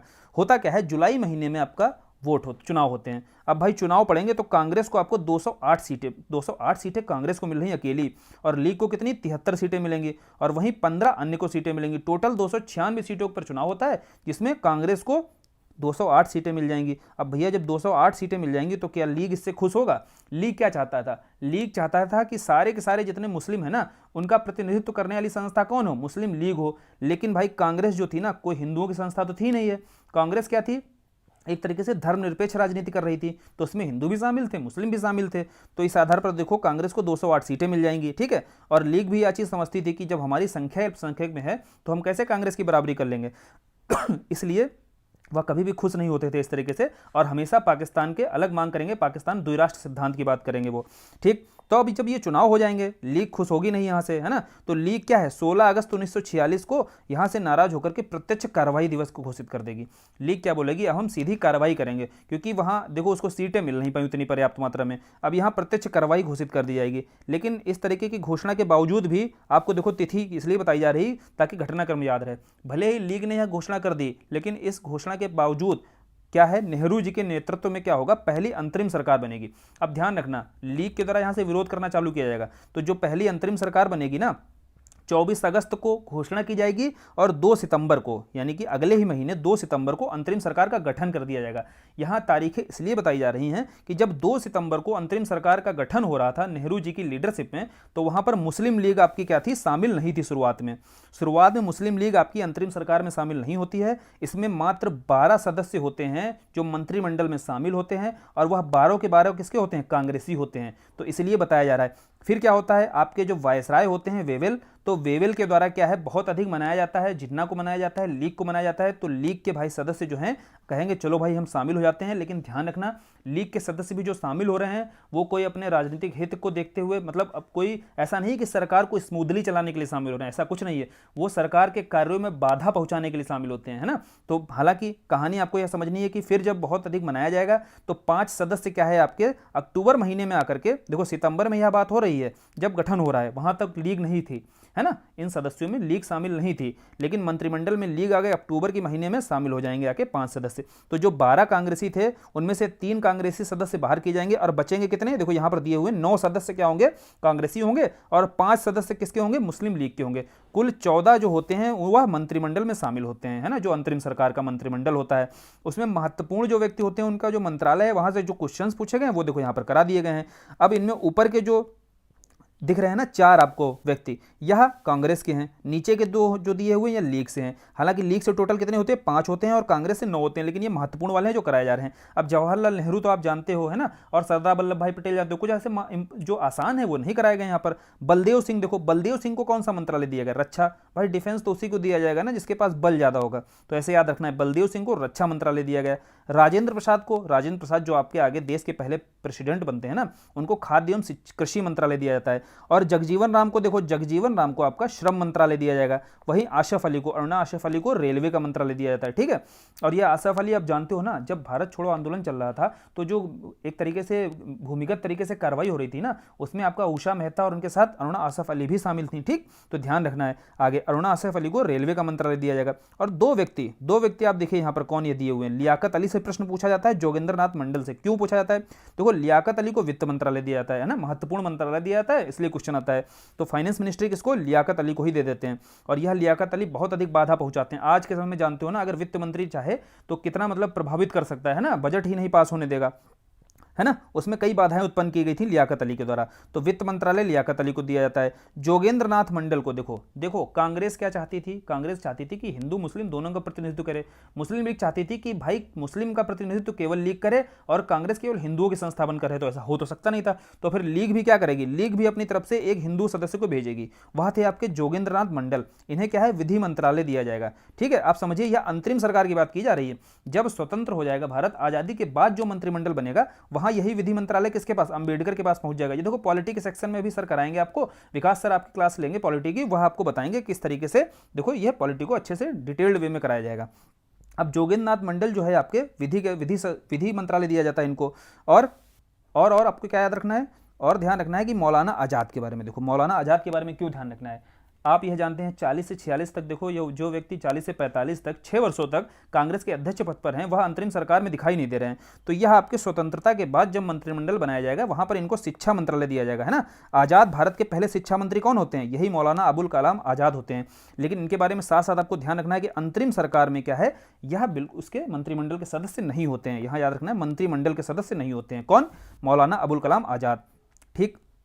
तो यहां से देखो यह क्लियर हो गया होगा सारा का सारा जो प्रश्न आपके बनाए गए अभी तक। अब हम आ जाएंगे अंतिम टॉपिक पर, भारत के विभाजन पर, और भारत को स्वतंत्रता यहां से मिल जाएगी, यहां से हम भारत को आजाद करा देंगे, है ना। अब हम अंतिम टॉपिक पर आ चुके हैं, यहीं से हिस्ट्री के आपके प्रीवियस ईयर क्वेश्चंस की सीरीज भी खत्म हो जाएगी। देखो इटली घोषणा पहले दी हुई है। जब यार एक बात बताओ, आपको साइमन कमीशन पढ़ाया था, वहां बताया था कि साइमन कमीशन के जो 7 सदस्य थे उसमें एक सदस्य आपकी इटली भी थे, ठीक है। यही क्लीमेंट इटली उस समय लेबर पार्टी से संबंधित थे, ध्यान करो पिछले वीडियो में बताया गया है। और लेबर पार्टी के सदस्य आगे चलकर ब्रिटेन के प्रधानमंत्री बनेंगे और भारत की स्वतंत्रता की घोषणा करेंगे। तो भैया जब यह इनकी सरकार बनती है, लेबर पार्टी की ब्रिटेन में सरकार आएगी, और ब्रिटेन में सरकार आएगी तो 20 फरवरी 1947 की तिथि होती है जहां पर यह घोषणा करेंगे क्या, कि भारत को जून 1948 से पहले क्या है, भारत को हम स्वतंत्र करा देंगे, ठीक। इस तरीके की घोषणा की जाएगी, किसके द्वारा, इटली के द्वारा। तो उसी संदर्भ में इटली जो है भारत में भेजेंगे किसको? लॉर्ड माउंटबेटन को। अभी तक कौन था आपका वायसराय? वेवेल थे। ठीक, यह भी साथ के साथ याद करते चलना है। लॉर्ड वेवेल अभी तक कौन थे आपके? वायसराय थे। वेवेल की जगह अब भेजा जाएगा, वायसराय बदला जाएगा यहाँ पर, तो वायसराय भेजे जाएंगे आपके लॉर्ड माउंटबेटन। अब लॉर्ड माउंटबेटन यहाँ आएंगे, देखेंगे यार कैबिनेट मिशन के आधार पर जो विभाजन की मांग को भले अस्वीकार कर दिया गया था, लेकिन यह बिल्कुल अव्यवहारिक था, कदम था, है ना। अभी के समय इसकी कोई व्यवहारिकता नहीं रह गई है। अभी के समय इसलिए नहीं रह गई क्योंकि लगातार आप देखेंगे लीग के द्वारा क्या है, लगातार सांप्रदायिक दंगे फैलाए जा रहे हैं ना। कांग्रेस और लीग के बीच कोई समझौता है नहीं। तो इससे बेहतर होगा कि जो मुस्लिम बाहुल्य क्षेत्र हैं उनको पाकिस्तान के रूप में बांट दिया जाए, भाई राष्ट्र बना दिया जाए, और जो बाकी रिमेनिंग है वो आपका भारत राष्ट्र के रूप में, है ना, स्थापित कर दिया जाए। तो इस तरीके का प्लान ही बनाएंगे कौन? बाल्कन प्लान के रूप में जाना जाता है, जिसको माउंटबेटन योजना के रूप में जानते हैं, या डिकी बर्ड योजना सुनते हैं ना। डिकी बर्ड इनका निकनेम था, किसका? माउंटबेटन का।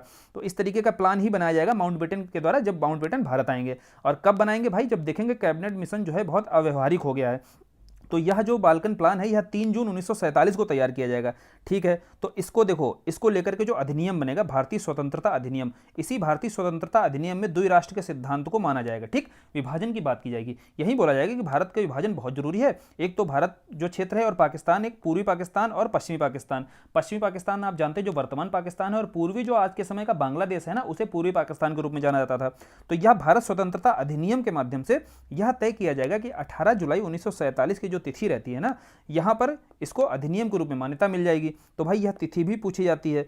जो माउंटबेटन की योजना थी ना, उसी को अधिनियम के रूप में पारित किया जाएगा। तो जून का महीना आपका 3 जून, आपको तारीख याद रखनी है, बाल्कन योजना की, बाल्कन प्लान की, और अगले ही महीने क्या है, यह अधिनियम पारित कर दिया जाएगा, इसको स्वीकृति मिल जाएगी। फिर देखो जेबी कृपलानी को लेकर जब कांग्रेस के अध्यक्ष पढ़ाए गए थे, वहां अधिवेशनों में बताया गया था कि स्वतंत्रता के पूर्व या स्वतंत्रता के समय आपके अध्यक्ष कौन थे? जेबी कृपलानी थे ना, किसकी कृपा से। ठीक है, कहां हुआ था? मेरठ में हुआ था। पहली जो क्रांति थी, पहली चिंगारी थी, वह भी मेरठ से शुरू हुई थी, और जब स्वतंत्र हो रहा था तब भी अधिवेशन कहां पर हो रहा था? मेरठ में हो रहा था। ऐसे याद किया था हमने? नहीं याद है तो जाओ 2 बार रिवीजन करो यार, तब याद होगा। अब जेबी कृपलानी जो है विभाजन प्रस्ताव के समय क्या थे? आपके अध्यक्ष थे। बेसिकली होता क्या है, कृपलानी भी विभाजन की बात से क्या होते हैं? वो नाराज होते हैं। ठीक है, विभाजन नहीं चाहते हैं। और उसी संदर्भ में आपको समझना है कि आपके जवाहरलाल नेहरू हों, सरदार वल्लभ भाई पटेल हों, आज़ाद हैं, शुरुआत में कोई विभाजन नहीं चाहता है, लेकिन आखिरी में क्या है, माउंटबेटन के द्वारा इन सभी को क्या है, इस बात पर सहमत करा लिया जाता है। साथ ही साथ उस समय की परिस्थितियों के अनुसार विभाजन जरूरी हो जाता है अगर सांप्रदायिक घटनाओं को रोकना है तो। लेकिन कृपलानी जब इस चीज़ से नाराज होते हैं, और वह विभाजन के प्रस्ताव पारित होने के बाद, इन्हीं के समय पारित हो जाएगा, उसके बाद जब कांग्रेस के अध्यक्ष पद से इस्तीफा दे देंगे ना, तो आपको पता है कि त्यागपत्र देने के बाद कौन अध्यक्ष बनाया जाएगा? राजेंद्र प्रसाद। पीछे भी अध्यक्ष कौन बनाए गए थे? राजेंद्र प्रसाद। किसने त्यागपत्र दिया था? जब सुभाष चंद्र बोस ने, त्रिपुरी संकट के समय। तो आपको देखो याद भी कराएगा, यहां पर देखो राजेंद्र प्रसाद ने ही। और गांधी जी भी लगातार विरोध कर रहे होते थे, किसका? विभाजन का। और गांधी जी अंतिम समय तक विभाजन का विरोध ही करते रहे। ठीक, एक प्रश्न देखो राजगोपालाचारी से बनता है। होता क्या है बेसिकली, जब विभाजन हो जाता है तो क्वेश्चन पूछा जाता है कि स्वतंत्र भारत का पहला और अंतिम गवर्नर जनरल कौन बनाया गया? राजगोपालाचारी। इसके बाद देखो नेहरू की सरकार आ जाती है। फिर देखो लोकतांत्रिक रूप से सरकारों का आगे गठन देखने को मिलेगा। तो अब देखो जो गवर्नर जनरल है ना, जो अब देखो जो ब्रिटेन का अंतिम गवर्नर जनरल बना है ना, ब्रिटिशर्स के रूप में, वह बने थे लॉर्ड माउंटबेटन। लेकिन भारतीय कोई गवर्नर जनरल बना जो पहला बना और अंतिम बना, वह थे राजगोपालाचारी। आगे ये मद्रास के मुख्यमंत्री के रूप में अपनी सेवाएं देंगे, लेकिन यह पहले और आखिरी गवर्नर जनरल के पद के रूप में भी रहेंगे। कौन? राजगोपालाचारी। तो यहां से देखो क्वेश्चन भी बनाया गया। अब देखो सारे क्वेश्चन जितने थे अभी आपके हिस्ट्री को लेकर के, वो सारे प्रिपेयर करा दिए गए। अब यार प्रीवियस ईयर क्वेश्चंस को लेकर के अब देखना जाकर के, इतना अगर कमांड किसी और ने कराया हो तो आप बताना, है ना। अब क्वेश्चंस पर आपको या टॉपिक्स पर देखना कितनी बेहतरीन कमांड हो गई होगी। और जब टेस्ट सीरीज वगैरह सॉल्व करोगे ना, हिस्ट्री का पोर्शन अब जब सॉल्व करना, और इनको लेक्चर्स को 2-3 बार देखने के बाद हिस्ट्री का पोर्शन सॉल्व करना, फिर देखना कितनी आपकी एक्यूरेसी बढ़ी है। यहाँ से हमारा फोकस यही था कि आपकी एक्यूरेसी अधिक से अधिक बढ़ाई जाए, ताकि आप गलतियां जितनी कम करोगे सिलेक्शन के उतना ही नज़दीक जाओगे। अब हम बता देते हैं कि आगे क्या होने वाला है। आगे की सीरीज अब क्या रहेगी। देखो हिस्ट्री तो हो गई, हमने कर ली यहाँ पर कंप्लीट। जियोग्राफी को लेकर के आगे अगली जो वीडियो है आपका, वह ज्योग्राफी को लेकर शुरू किया जाएगा। यानी कि PYQs आपके, चाहे वह RO एग्जाम्स के हों, साथ ही साथ PCS के भी हों, साथ के साथ कवर कराए जा रहे हैं ना। यह ध्यान रखना आप, यहाँ टारगेट किया जा रहा है, अभी टारगेट किया जा रहा है जो आपके आने वाले एग्जाम को RO को टारगेट किया जा रहा है। लेकिन यह PYQ जो सीरीज है ना, यह PYQ सीरीज आपकी RO और UP PCS दोनों एग्जाम्स को लेकर कराई जा रही है। तो अगली ज्योग्राफी को लेकर होगी। मस्त होकर के बिल्कुल पढ़ना है, टेंशन फ्री रहना है ना, और सिलेक्शन इस बार लेना है। चलो आज के लिए धन्यवाद, और वीडियो पसंद आया करें ना, शेयर किया करो यार दोस्तों में।